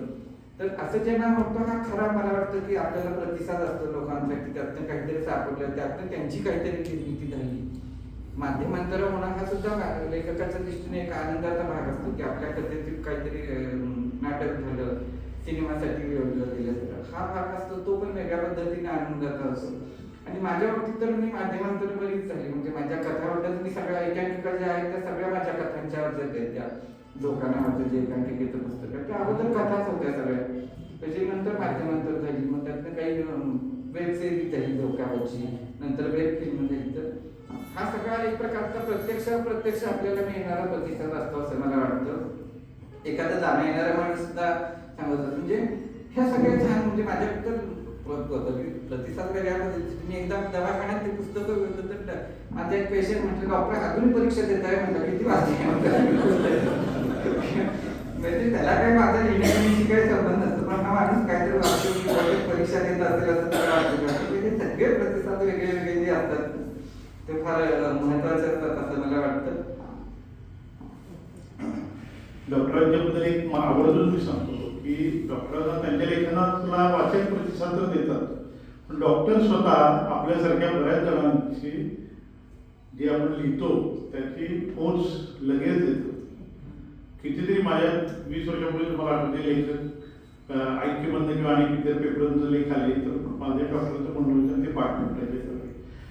मला एक यावेळी असं उदाहरण द्यावंसं वाटतं की परिपूर्ती हा शब्द तुम्ही ऐकला. इरावती कर्वेची गोष्ट आहे, कथा आहे, पुस्तक. तर परिपूर्ती म्हणजे इरावती कर्वे एवढा मोठ्या विदुषी रस्त्यानं जात असतात परमिशनच्या, आणि मुलं खेळत असतात आणि त्या कार्यक्रमात आलेल्या असतात आणि त्यात त्यांची ओळख करून दिलेली असते आणि त्या परत येताना त्यांच्या डोक्यात कायम पाहिजे असते की कुठेतरी ओळख ही कमी पडते, माझी ओळख या कार्यक्रमामध्ये करून दिलेली कुठेतरी कमी पडते. आणि त्यावेळी ती मुलं खेळत असतात आणि मुलं खेळताना एक उदाहरण दिन्याची आई आणि ही जी ओळख त्यांची होती ती त्यांनी कानावर प्रत्यक्षाने म्हणले आता माझी परिपूर्ती झाली. तसं बाबा वळणावरचा माणूस येणारा हा माणूस आला लेखकाला असं जेव्हा एखादा वाचक म्हणतो, एखादा श्रोता म्हणतो किंवा आणि हे म्हणतो, त्यावेळी ती खरी लेखकाची एक परिपूर्ती असते ओळखीची, असं मला वाटतं. मला असं म्हणायचं आहे की आता गेले 35 वर्ष तुमचं प्रकाशित लेखन आहे, त्याच्या अगोदर 10 वर्ष तुमचं वाचन आणि मनन चिंतन चाललं असेल. या 40 वर्षामध्ये 40-45 वर्षाच्या तुमच्या प्रवासामध्ये तुम्हाला आता मराठी वाचकांची संख्या कमी झाली असं वाटते. मराठी लेखकाला, मराठी लेखनाला भवितव्य कितपत आहे त्याच्याबद्दल तुमचं स्वतःचं जे चिंतन असेल ते थोडं आम्हाला सांगा. वाचकांची संख्या कमी झाली असं म्हणणार नाही, पण प्रवाह बदलतो आहे हे आपण मान्य करायला पाहिजे. म्हणजे बरेच जण फेसबुकला वगैरे जरा हे करतात की त्याच्यावरचं लेखनाचं काय, लोक कोणी लिहितात, काही येतात, व्यक्त होतात, पण काळानुसार आता हे बदल झाले. व्यक्तता एक चांगली गोष्ट आहे की माणसांची व्यक्तता वाढायला. कदाचित त्यांना बोलायला संवादाला माणूस नसेल तर फेसबुकवर व्यक्त होतात, स्टेटस लगेच टाकतात, मी आज निराश आहे, मी आज आनंदी आहे, हे स्टेटस टाकतात. ही व्यक्त होण्याची प्रक्रिया आहे. मला वाटतं की हा बदलत्या प्रवाहामध्ये वाचन वेगळ्या पद्धतीने चालू राहील, बंद होणार नाही, कारण ती गरज आहे माणसाची. आज माणसाशी माणसाला संवाद करायला जरी नाही मिळाला तर आम्ही मोबाईलवरच्या साहित्याशी संलग्न राहतोच आहे ना. आम्हाला कळतंय तुमचं काय झालं, ह्यांचं काय झालं, हे कुठे गेले, ह्यांचा काय कार्यक्रम आहे किंवा ह्यांनी काय लिहिलं, इथं कसं सगळं लिहिलं, आणि ह्यातले सुद्धा लेखक तयार होतात. आजकालची मुलं व्यक्त होण्याची मुलांची पद्धती कशी आहे. आता आम्ही असं म्हणून चालणार नाही, एका व्यक्तीच्या जी व्यक्त होतात त्याची भाषा वेगळी आहे. फेसबुकवरची भाषा बदलती आहे, म्हणजे ती थोडेसे मराठीत इंग्रजी शब्द असतात, काय असतात, पण ती भाषा त्यांची म्हणून स्वतःची हे आम्ही मान्य करायला पाहिजे. आमचं सारखं नाही हे चुकीचं हे ग्रामीण झालं किंवा त्याला असं नाही आता काही हे करता येणार. ते बदल होत राहिले पाहिजेत, माणसं व्यक्त होत राहिली पाहिजेत, माध्यमं कदाचित बदलत राहतील, पण वाचक म्हणून तिथला वाचकच आहे ना. मोबाईलवर वाचणाराही साहित्य वाचकच आहे, किंडलवर वाचणाराही वाचकच आहे, आणि हातात पुस्तक घेऊन वाचणार. आता आपण किती म्हणू की पुस्तकाचं पान वाचणार हृदयात जातं, बाकीचं काही असेल म्हणजे आपण म्हणत राहतो, बाकीचं काही असं ते काही नाही. ते बोली भाषेचा भाग झाला आपल्या म्हणणे, बोलता बोलता भाषणाचे भाग आहेत ते सगळे. काळ झाला, स्पर्श होतं, डोळ्याला असं काही नाही. आता हे वाचन हे सगळ्या पद्धतीने असतात. आपणच किती पद्धत वाचत असतो, त्याच्यातून जाणून घेत असतो. अजून सीमाताई किती वेगळे लेख लिहितात, किंवा देवा जिंदाळ वेगळ्या पद्धतीनं लिहितो, ते सगळी गायपाठ खूप चांगल्या पद्धतीनं रोज काहीतरी वेगळं लिहित असतात, आणि त्यातनं काहीतरी मिळत असतं. वाचावं असं वाटणं हे लिखाण मग कशातनं तर काही ना लोक वाचतात. महत्व काय आहे की लोकांना वाचावंसं वाटतं असं लिहिणं हो राहणं लेखकांनी. मग ते माध्यम कुठलंही असू दे. वाचक कमी होतील असं मला वाटत नाही, वाचक हे वाढत राहतील, फक्त माध्यमं बदलत राहतील. डॉक्टर म्हणाले की वाचकांची संख्या कमी होतीये, तर तसंच आता ते प्रश्न म्हणजे अतिशय डॉक्टरांनी त्याच्यावरचं छान विवेचन केलं, पण लेखनाचं प्रमाण कमी होते हे मात्र आजच्या पिढीचं आहे. की मुलं लिहितात भरपूर, पण काय लिहितात, आजची पिढी आहे लिहितात भरपूर, पेपर लिहितात, परीक्षेचे भरपूर लिहितात, पण इतर काही लेखन करतायत का, ते भरपूर लिखाण करतात, पण हे जे करायला पाहिजे मुद्दामून जे लिखाण, मनातल्या भावना उतरवल्या पाहिजे, हे कुठंतरी काहीतरी एखादा प्रसंग पाहिला ते लिहिलं पाहिजे, डायरी लिहिली पाहिजे, हे मुलांच्या हातून होत नाही. आणि मग अशा जरा चाचपडणाऱ्या या पिढीच्या साठी तुमचं लेखन काय असू शकतं पुढचं, हा एक प्रश्न आहे. म्हणजे वाचन जरी तुम्ही म्हटलात तर वाचतात मुलं, वाचलंच का, मुलांना विचारलं काय रे वाचलंस का, हो वाचलं की ह्याच्यावर वाचलं. म्हणजे हे जे आहे ते वाचतात पण लेखनाकडे जरा जास्त वळवलं पाहिजे मुलांना. मग या दृष्टीने आता परवा एक व्हिडिओ मी म्हणजे ऐकला, पाहिला व्हिडिओ की अच्युत गोडबोलेंचा होता. तो अच्युत गोडबोलेंनी सांगितलं की AI मुळे किती हानी झालेली आपली. तर त्यांनी सांगितलं की मला ऐकवलं त्या दुसरे कोण होते मला नाव लक्षात नाही, की बघा अच्युत गोडबोलेंसाठी आम्हाला कविता पाहिजे. सांगितलं तर त्यांनी इतकी सुंदर कविता, म्हणजे ऐकली असेल तू पण, आणि म्युझिक, त्याला सगळं म्युझिक आणि एक प्रकारचं असं अवधूत गुप्तेचे वगैरे जे गाणी असतात ना त्या प्रकारे इतकं सुंदर, म्हणजे ते म्हणाले मी चाटच पडलो. म्हणजे आपल्याला सुद्धा ते ऐकून एका क्षणात लगेच आलं. म्हणजे आता याला काय म्हणायचं आपण, म्हणजे आता तुमचं लेखन तिथं काय, तुमच्यावर काय परिस्थिती येणार आहे, म्हणजे एकूण आपल्यावर सगळ्यांवर, की AI जर आपल्याला एवढं या पिढीला मदत करत असेल तर आपलं लेखन आणि हे सगळं कुठंतरी आपल्याला निराशा येईल का थोडक्यात? निराशा असं म्हणतात सध्याच्या अजून त्याचे दुष्परिणाम पूर्णार्थानं पुढे आलेले नाहीत. अजून किती किती काय काय पद्धतीने येणार आहे. म्हणजे दिलीप कुमार गेल्यानंतर परत दिलीप कुमारला हिरो करून अजून चित्रपट निर्माण होतील असं सुद्धा काळ पुढे आला तरी आपल्याला वाईट वाटतं. आणि पुन्हा दिलीप कुमार आणि बघणार सिनेमाचे, पण तरी सुद्धा तुलनेने मला वाटतं की जी सृजन क्षमता जी आहे माणसाची ती AI निर्माण करू शकणार नाही काही झालं तरी. आता मध्यंतरी ठाकरेंच्या एका भाषणात बाळासाहेब ठाकरेंचं भाषण AI वरून करून दाखवलं होतं, पण तरी सुद्धा त्यांनी पकड नाही घेतली त्या भाषणात. ती त्यांची शैली हे करत माणसाची जी ओरिजिनल, म्हणजे प्रत्यक्ष बाळासाहेब ठाकरेंच्या तोंडून जे ऐकण्याचं फील होतं ते AIच्या त्या भाषणाने कुणालाही लाभलेलं नाही. त्याचा काही फारसा काही फरकही पडला असं मला वाटत नाही त्याच्या भाषणात. तर ती सृजनशीलता, तो जिवंतपणा आहे, तो प्रत्येक किती AI म्हटलं तर ते 100% देऊ शकणार नाही असं मला वाटतं. काही फायदे नक्कीच होतील AIचे, तंत्रज्ञान नवीन आहे त्यामुळे नवीन टेक्नॉलॉजी. आज आपण किती व्हिडिओ बघतो त्यातल्या खऱ्या कुठल्या खोटा कुठला हेच कळत नाही. म्हणजे विकत करतात देवपुटीचा वगैरे व्हिडिओ येतात, काही तयारी केलेली असतात, काही कळत नाही ना. त्यामुळे माणसाला भ्रमित अवस्था सुद्धा येण्याची शक्यता नाकारता येणार नाही. जी सृजनशील क्षमता जी माणसाच्या मध्ये आहे निर्माण करण्याची, ती पूर्णार्थाने करू शकेल असं मला वाटत नाही. ते असं सगळं बघण्यात आपला वेळ जातो, आपण पाहत बसतो तर हे किती वाईट आहे. नंतर आपल्याला कळतंय की हे नाहीये बरोबर, फेक आहे व्हिडिओ वगैरे, पण आपला वेळ गेला ना, आपण ते पाहत बसतोय, हे वाईट आहे कुठेतरी असं वाटतं. त्यांना माहिती म्हणजे 1 तास 10 मिनिटं झाली होता. आता रॅपिड फायर एक 5-6 प्रश्न आहे. एका वाक्यात किंवा एका शब्दात उत्तर देत आहे.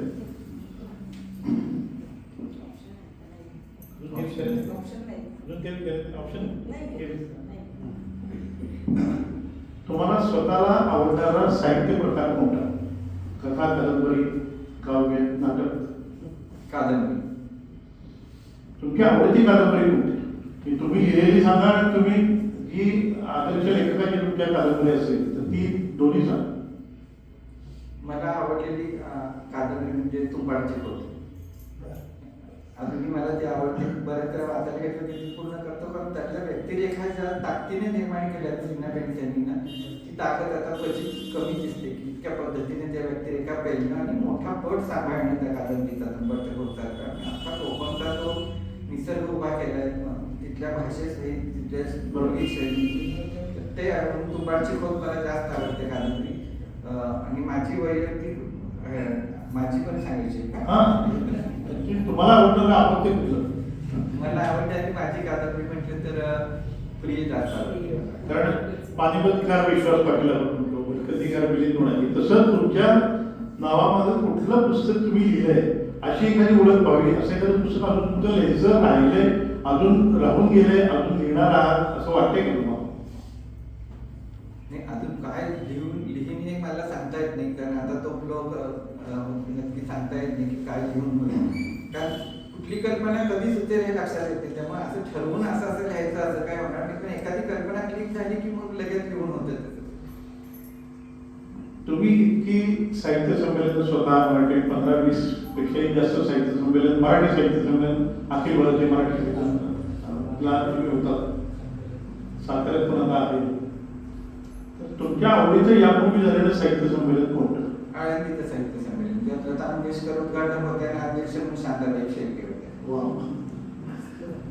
सातारा साहित्य संमेलनाला कोण अध्यक्ष व्हावं असं तुम्हाला वाटतं? आवडी ते 20 जण ठरवणार आहेत. मला वाटून काय उपयोग आहे, पण बोला बोला. 14 तारखेला होणार आहे जाहीर. सांगणं अवघड आहे होतं, पण एक मला वाटतं की तसं ताकदीचं लेखन असणारे इंद्रजित भालेराव सुद्धा आहेत की त्यांनी वैविध्यपूर्ण लेखन आणखी ग्रामीण भागात चांगले लिहिलेलं आहे.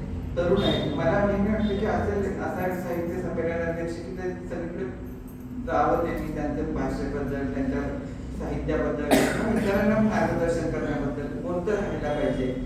मग वयाच्या एका टप्प्यावर किती असेल तर तो माणूस कुठेतरी थांबल्यासारखा होतो, तो फिरणारा अध्यक्ष असावा. त्यामुळे साधारण एक 60च्या दरम्यान ते 65च्या दरम्यान ते म्हणतात तर एक इंद्रजित भालेराव मला नाव बरं वाटतं की त्यांनी खायला हरकत नाही सध्या, कारण ते बोलते पण आहे, चांगले वक्ते आहेत, लिखाणी चांगलं आहे.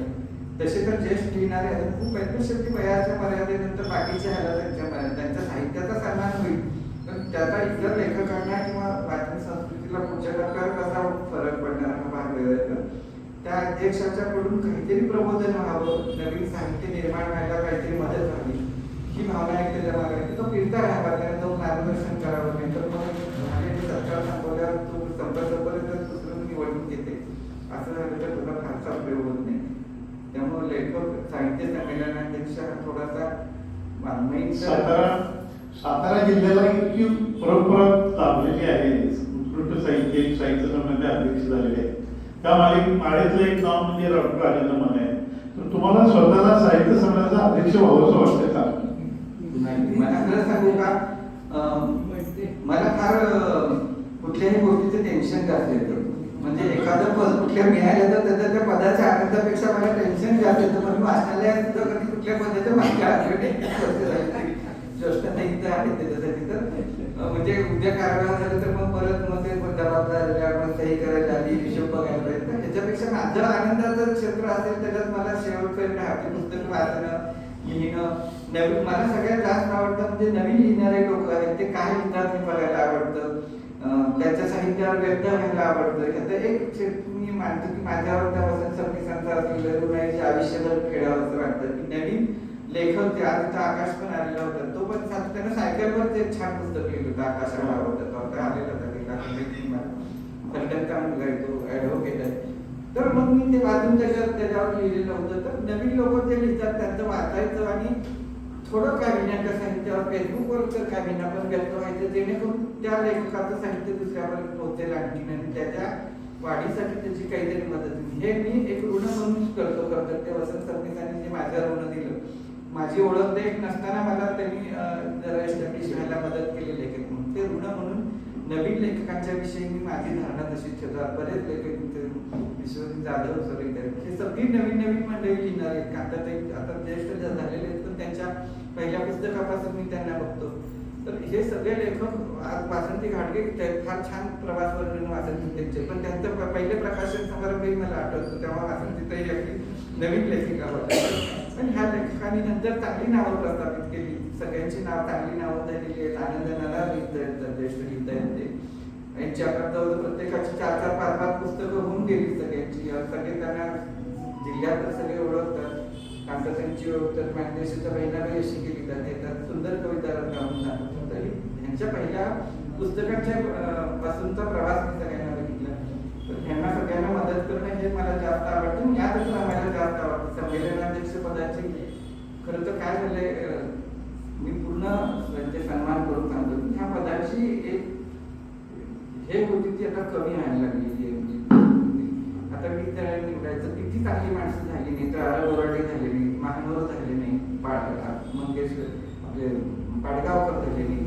त्यामुळे साहित्य संमेलनामध्ये पक्ष पद हे काय त्यांच्या साहित्याची फक्त लेखकाच्या उंची दाखवतं असं काही मला वाटत नाही झाले तरी सुद्धा त्यांच्या तेवढ्याच वाचकांच्या मनात त्यांच्या प्रतिमा आहे. तुमच्या नंतर तुमचं साहित्य किती टिकणार येणं हे जास्त महत्व आहे त्या साहित्य संमेलनाच्या गोष्टीपेक्षा. तुम्ही गेल्यानंतर 100 वर्षानं तुमचं पुस्तक वाचकांना तर आनंद देऊन जाणार असेल आणि एखादा संमेलनाध्यक्ष होऊन सुद्धा 4-5 वर्षानंतर पुढच्या पिढीला त्याचं नाव आठवणार नसेल तर त्याचं काय त्या पद्धतीचं का महत्व आहे असं मला वाटत नाही. मिळण्याचा आनंद सगळ्यांनाच असतो, पण नाही मिळण्याचं दुःख करत बसावं असं कधीच वाटत नाही. तुमच्या साहित्याचा पहिला वाचक घरातला असतो का बाहेरचा असतो? नाही, पहिलं बरंच लिहिलेलं असेल तर ते माझी आई आणि माझी बायको वाचते, पण त्या टीकाकार नाही आहेत, म्हणजे त्रुटी दाखवत नाही, तरी मान्य केलं दोघी वाचतात. छान छान बायको एखादी विलायची तू काढते नाही असं नाही, अशी माहिती कशी पाहिजे ती वगैरे, पण टीकाकार असं नसतात. मग काही मित्र माझ्या जवळचे आहेत ते मात्र सांगतात, म्हणजे अभिराम असू दे किंवा काय जे की झालं तर डॉक्टर हे असं नाही असं झालं असं काय झालं.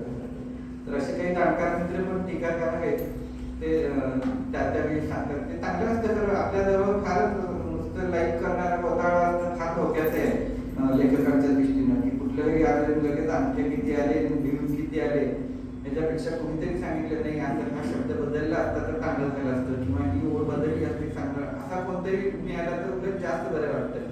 बाबूराव शिंदे बऱ्याच वेळा मला काही काही शब्दाबाबत सांगायचे की हा शब्दाच्या दुसरा शब्द डॉक्टर चालला नसता का, शांत चांगले शब्द सांगायचे की हा चालला नसता का असं सांगायचं, पण लक्षात येतं की हा शब्द तर ठीक बसत नाही. तर अशी माणसं जास्त मला वाचक महत्वाचे वाटतं.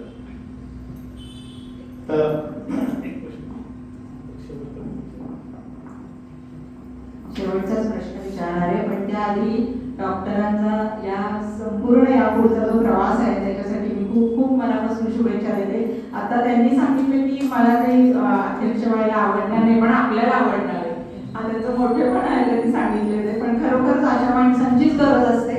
पण सध्या ती प्रोसिजरच सगळी जरा वेगळ्या वाटेने चालल्यामुळे आपल्यालाही तर काही म्हणू शकत नाही आपण. तर ते भाग्य नक्की डॉक्टरांच्या वाट्याला येऊ देत आणि त्यांना रसिकांचं भरपूर प्रेम मिळू देत. आजवर मिळालेलंच आहे. आता फक्त मी शेवटचा एक त्याला प्रश्न विचारते, तुम्ही तुमचं जुनं साहित्य वाचता का, तुमचं स्वतःचं, आणि जर वाचत असाल तर काय वाचता की जे पुन्हा पुन्हा काढून तुम्हाला वाचावं असं वाटतं? जुनं साहित्य मी वाचतो, मग हे हसत बसतो स्वतः की किती आपण काय घेत होतो काय काय मला म्हणजे पूर्वीच्या कथा बघितल्या की आता अनुभव पण असते की त्यावेळेस काय असतं की लेखक वयाच्या वेगळ्या वेगळ्या टप्प्यावर बदल आणि अनुभवाने अनुभूतीने मोठा होत असतो. ते पहिल्या वयाच्या 30व्या वर्षात 25व्या वर्षात जे असतं अवतरण जे वागण्यातही माणसाच्या कळतं तसं ते लिखाणातही कळतं. त्या आता जुन्या माझ्या कोकमाच्या वगैरे काही कथा वाचल्या मला वाटतं की ते आपण सिनेमॅटिक लिहित होतो, मेलोड्रामॅटिक लिहित होतो, तिथं वास्तवता कमी होती, तिथे नाट्यमयता जास्त होती. आपण आता लिहिलं असतं तर आणखी वेगळं लिहिलं असतं, पण तेव्हा माणूस बघण्याची, जाणून घेण्याची, त्याच्याकडं विविध अंगाने पाहण्याची, त्याला समजून घेण्याची जी प्रक्रिया होती त्या वयात तुलनेने कमी असते. नंतर नंतर आपले अनुभव वाढत जातात, तेव्हा मग आपण शांत वाटतो. आपल्याला एखादं रागवलं ते वाटतं काय नाही, तेवढ्यात ते आपण हसून पुढे जाऊ शकतो. तो त्यावेळी होत नसतं, क्रियेला प्रतिक्रिया त्यावेळी जास्त असते. आता समंजसपणाची वाट आपल्याला सापडत जाते. पण काय वाचता? माझं साहित्य म्हणतो का? आता माझं साहित्य बऱ्याच वेळा आम्ही आवृत्त्या निघाले तर पूर्वीसाठी वाचतो.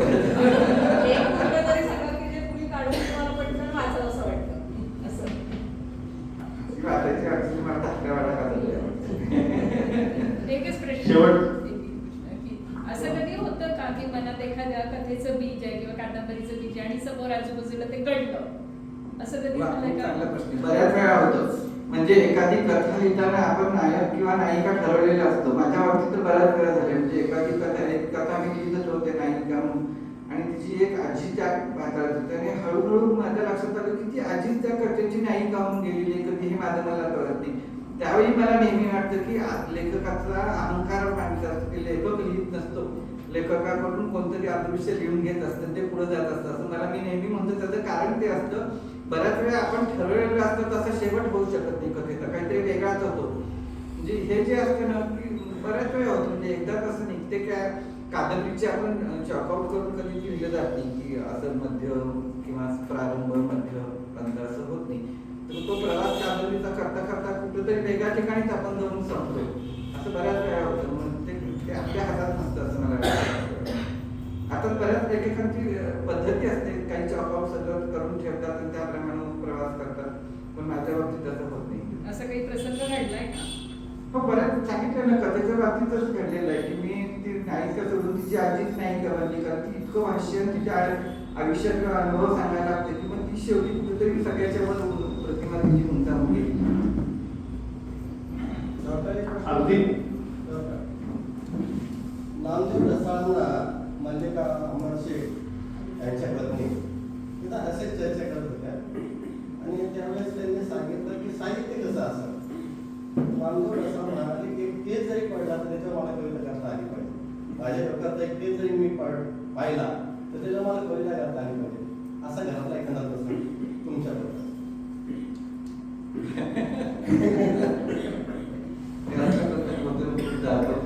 मध्ये त्याच्याने कविता केली, माझी आई इथे आली, आता 89 वर्ष, तिथे 90 वर्ष चालू वय आहे. आता माझं वय 62-63 झालेलं आहे. आम्ही हॉलमध्ये नेहमी तिथं जी झोपलेली असते तिथं ती झोपलेली असतं, समोर टीव्ही चालू असतो. मी आल्यानंतर मी जेवण करून दुपारी झोपतो तेव्हा ती परत उठते आणि छोटे पाकडून काढते, माझ्या अंगावर घालते, अजूनही होतं. तर त्याच्यात मी एक कविता लिहिली होती. तर हे घरातले प्रसंग असतात ना, यातून होऊ शकतं ना. आपल्या हे सगळं आपल्या समोर भोवताली घडत असतं, आपलं वय वाढत असतं, त्याच्यापेक्षा आपल्या आई वडिलांचं वय वाढत असतं. तर ह्यातून काही हाताला भरपूर सापडत असतं. कधी कधी कारण नसताना आपण घरात दंगा करतो, आपला अहमपणा पुढं करून काही दबाव करतो बायकोच्या बाबतीत वगैरे कुठंतरी नाही ह्याच्यात राहिलं. पण आपल्याला जाणवतं संवेदनशीलतेनंतर की आपण तसं चुकीचं वागलं. अशात मग काहीतरी एखादी कथा जन्म घेते, कधी कधी कविता जन्म घेते. अहमपणाच्या ह्याच्यातून कसं आपण हे करत असतो, समंजसपणाची वाट कशी निर्माण पाहिजे किंवा समजुतीचे पूल कसे असतात, असं काहीतरी मग कथा कविता किंवा एखादा लेख सुद्धा होऊन जातं समजुतीच्या पूलसारखं. तर हे सगळं आपल्याला घरातून बरंचसं मिळतच असतं. फक्त आपण आपल्या आयुष्याकडे किती तिर्याही दृष्टीनं पाहू शकतो हे त्याच्यासाठी जास्त महत्त्वाचं आहे. अगदी आता शेवटचा प्रश्न आहे, आपण संपूया. वाचक कमी होत आहेत, साहित्याचं प्रकाशन जरी झालं तरी वाचन आवृत्त्या कमी निघतात, त्यासाठी ग्रंथ चळवळ वाचन चळवळी वाढत आहेत. तर आपला जो समूह, आता बहुतेक सगळे आपले सभासद आहेतच, आपला जो समूह आहे ह्या समूहाबद्दल तुम्ही 1-2 वाक्य बोला. मग इथं थांबूया आम्ही पुस्तकप्रेमीबद्दल, आणि मग मी फडके सरांना विनंती करतो की त्यांनी आपण आम्ही पुस्तकप्रेमी समूहात तर एक संघटन बांधलं असं म्हटलं तर बाबा ठरणार नाही. सातारामधल्या लेखकांचं आणि नवीन होऊ घातल्या लेखकांचं, त्याला आता नानन साहेब आहेत, श्रोत्री सर आहेत, चिटणीस साहेब आहेत, ह्या तिघांचं खूप मोठं योगदान आहे. एक मंच मिळणं ठराविक केला गरजेचं असतं. तुमची प्रगती नंतर तिथं होऊ शकेल. तुम्ही तात्पडत असताना पहिल्यांदा एक वाट मिळणं महत्वाचं असतं. मग ती वाट पहिल्यांदा कशी असते ते तात्काळाची, नंतर त्याला हमरस्ता कसं बनवायचं हे प्रत्येक जण ठरवू शकतात. पण पहिल्यांदा ती वाटच सापडली नाही तर मग माणूस भरकटण्याची फार अवस्था असते. तर आज हा दीपलक्ष्मीनं आणि ह्या पुस्तकप्रेमी समूहानं ते खूप मोठं काम केलेलं आहे की अनेक लिहित्या हातांना मंच दिलेला आहे, त्यांच्या पुस्तकावर चर्चा झालेली आहे. किती लेखक एकमेकांना माहिती झालेले आहेत. नाहीतर आपण एकाच गावात राहतो आणि आपल्याला माहिती नसतात लेखक. एकमेकांचं वाचायची मग वृत्ती निर्माण झाली. घाडगे मॅडम काय लिहितात, मुलकर मॅडम काय लिहितात, संध्याताई काय लिहितात, कांताताई काय लिहितात, किंवा प्रदीप आहे लिहितात. ही सगळी माणसं काहीतरी वेगवेगळी लिहितात. परवा दादांचा आठवणीच्या चालल्यासारखा लेखक झाला. आमचे ते तुमचे सर आहेत तिथं, ते नेहमी साहित्याचे सजग वाचक आहेत, नेहमी वाचतात आणि नेहमी अभिप्राय पण देतात. तर ह्या मंडळींचं एकत्रीकरण आलं म्हणजे लिहिणारी असू देत, वाचणारी असू देत, यांचं एकत्रीकरण होणं जे महत्वाचं होतं. मग ते पुस्तक परिचय लिहिणारी माणसं जरी लेखक नसली तरी सुद्धा किती लोक व्यक्त व्हायला, पुस्तक वाचणं व्यक्त होणं ही प्रक्रिया सजगपणे घडत आज पुस्तकप्रेमी समूह सुद्धा भरपूर कारणीभूत आहे. म्हणजे ते रोज एक परिचय सगळ्यांना वाचणं होत नसेल त्या, कारण शेवटी प्रत्येकाला वेळ मिळत नाही त्या प्रतिक्रिया वाचायला एक वेळेला. हा त्यातला ड्रॉबॅक असेल तरी सुद्धा एक प्रवाह वाहता राहणं हे फार महत्वाचं असतं. प्रवाहाला खीळ बसली किंवा साचले पण येतं, दुर्गंधी होते. ते साचले पण न येता हा साहित्याचा प्रवाह वाहता राहिला एका पुस्तक प्रेमीने खूप मदत केली असं मी म्हणेन. धन्यवाद. आम्ही पुस्तकप्रेमी समूह हा कोणत्याही लेखकाला वाचकाला येऊ नको असं म्हणत नाही. फक्त काही आपले नियम असतात, त्या नियम सांभाळून इतरांच्या सोयीसाठी आपण त्या समूहामध्ये व्यक्त व्हायचं असतं. उद्या त्याला डॉक्टर आनंद नारकर्णी यांची प्रभावी पालकत्व याशिवाय मुलाखत आहे, ती पण आपल्याला बऱ्याच जणांना तिला हे आहे उपयोगी पडेल. आणि आम्ही पुस्तकप्रेमी तर्फे देखील त्यांचा कार्यक्रम कधीतरी घेणार आहे, म्हणजे ज्याला मी तारीख घेईन त्यांची, आणि मग आपण त्यांच्याशी चर्चा करू. मी फडके सरांना विनंती करतो की त्यांनी आजच्या कार्यक्रमामध्ये आभार प्रदर्शन करावे. खरं तर आभार हे मानाचे त्यांनी खरं गरज आहे असं मला वाटत नाही. या समूहाचा मी घटक आहे, पण तरी सुद्धा मी तुमच्या सगळ्यांचे मनापासून आभार मानतो. कारण खूप अशा कमी संध्या आहेत लेखकाला व्यक्त व्हायला मदत होते. कारण कुठलीही गोष्ट कुणाला तरी सांगूसं वाटतच असतं. अगदी 100% आज आपण जेवढं पाहिजे तेवढं सांगणं होतच असं नाही. अनेक बदल असतात, अनेक पुस्तकाच्या मागच्या कथा असतात, सगळं असतं. पण आपल्या माणसांच्या जवळ व्यक्त होणं, जे साहित्याच्या जाणीव असणाऱ्या, साहित्याबाबत सजग असणाऱ्या माणसांच्या जवळ व्यक्त होणं, अतिशय सगळी जवळची माणसं आहेत. नावं कोणाकोणाची घ्यायची, आमच्या व्यायामाच्या पासून सगळी माणसं आलेली आहेत तिथं. शेजारचं काकू आहे. आज विशेष म्हणजे मला आनंद वाटला की आमच्या शेते मॅडम इथं आलेले आहेत. महाराष्ट्र शेते मॅडम इथं आलेले आहेत की त्यांना बघितल्यावर मला खूप बरं वाटलं. कारण काही माणसं अशी असतात ना आयुष्यात, खाशी ती कधी हे तिथं ते आल्यानंतर अस्वस्थ वाटणार किती घेतलं जसं आता मॅडमच्याकडे बघून आल्यावर ही माणसं तरी आपल्या प्रेमासाठी इथे येतात. साहित्य किती मोठं दर्जेदार, किती लिहिलं ह्याच्यापेक्षा कुठल्या एका अदृश्य बंधाने आपण बांधले गेलो हे फार महत्वाचं असतं. आणि हे बंध आयुष्याला खूप जगवतात आणि बळ देतात असं वाटतं. हे बळ तुम्ही आज सगळ्यांनी मला दिलं, त्याबद्दल मनापासून धन्यवाद. धन्यवाद डॉक्टर साहेब, म्हणजे दोन्ही डॉक्टर साहेब की मुलाखत देणारे आणि मुलाखत घेणारे शिल्पात गेले 1.25 तास तुम्ही राजेंद्र मानेंचं सगळा साहित्यिक जीवन पण उघडून दाखवलं. प्रश्न पण थोडक्यात होते आणि डॉक्टर मानेंची उत्तर सुद्धा त्यावर खूप थोडक्यात होते. तेव्हा मुलाखत खूप छान झाली. आणि मला फक्त एक प्रश्न विचारायचा तो विचारून घेतो की दोन्ही डॉक्टरांना की तुम्ही वैद्यकीय व्यवसायात आहात, पण वैद्यकीय व्यवसायावर कालावधी कधी देणार आहात? म्हणजे त्या पाण्यात राहून माशाशी वेळ घ्यायचं नाहीये तो विषय तुम्हाला नजीकच्या काळात घ्यायचा असेल तर आम्ही घेणार नाही. मी पत्रकारिता आहे, बाकीचे मला पत्रकार तर मी फारच घेईन, पण असं नजीकच्या कालावधीमध्ये येईल. डॉक्टरांनी जे मागणी सांगितले की पहिल्या काळात मेलोड्रामॅटिक लिहिलं होतं, आता तर रिव्हिजनच्या जमान्यात तर तुम्ही वैदिक साहेब परत रिवाइज करून आणू शकता. म्हणजे जी पूर्वीची तुम्हाला मेलोड्रामॅटिक वाटली होती ती आता तुझं साहित्य मूल्य वाढवून तुम्हाला जर परत आणायची असेल तर निश्चितच आणू शकता, आणायला काही हरकत नाही. त्यामुळे खूप अशा अनेक की आपल्याला वाटतं नाही की लिखाण आपण चुकीचं झालं तर आपण रिवाइज करायला काही हरकत नाही. त्यामुळे आज त्या तिघांचे अभिनंदन आहे, आभार पण आहे. आणि इथं जे सगळे उपस्थित आहेत सगळे पुस्तकप्रेमीचे सदस्य, साहित्य रसिक, लेखक, होणारे लेखक, झालेले लेखक, मला एकच या निमित्तानं सांगायचं आहे की पुलंनी लेखकराव हा शब्द वापरला होता. लेखकराव म्हणजे काय, एक पुस्तक स्वतःचे पैसे घालून प्रसिद्ध झाले की तो माणूस लेखकाचा लेखकराव होतो. मग त्याला इकडं बोलवलं जातं, तिकडं बोलवलं जातं. पण राजेंद्र मानेंची एवढी पुस्तकं प्रसिद्ध झाली त्याचे लेखकराव नाही झाले, ते लेखकच राहिले. त्यामुळे हे सर्वात महत्वाचं आहे की तुम्हाला एक कुठलं तरी लेखक आणि साहित्यिक मला फरक समजून घेणं महत्वाचं आहे. आणि राजेंद्र मानेंचं निश्चितच दोघांनी की तो फरक आपल्याला दाखवतात की लेखक कोण आणि साहित्यिक कोण. कारण मला जे आवडतं तेच मी लिहितो, मला जे आवडतं तेच मी वाचतो, म्हणजे लेखक नाही. साहित्यिकाला सगळं माहिती पाहिजे, हे पण तुम्ही वाचायला पाहिजे, ते पण वाचायला पाहिजे. तुमचं तसं वाचन आहे, तुम्ही ज्या प्रकारे लिखाण केलेले आहे ते निश्चितच बहु पद्धतीचं आहे, ते तुमच्या लिखाणात उतरलेलं आहे, ते तुम्ही गेल्या 1.25 तास इथं उलगडून दाखवलं.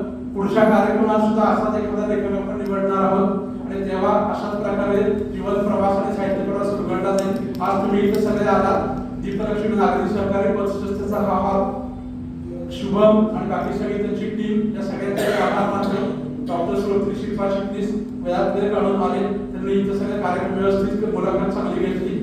आपले समन्वयक स्वाती राऊत धावपळ करून आले आणि कार्यक्रम चांगलं व्यवस्थित व्यवस्थापन केलं आणि बाकी सगळ्यांची नावं घेतली. तुम्हाला सर्वांचे आभार मानतो. धन्यवाद.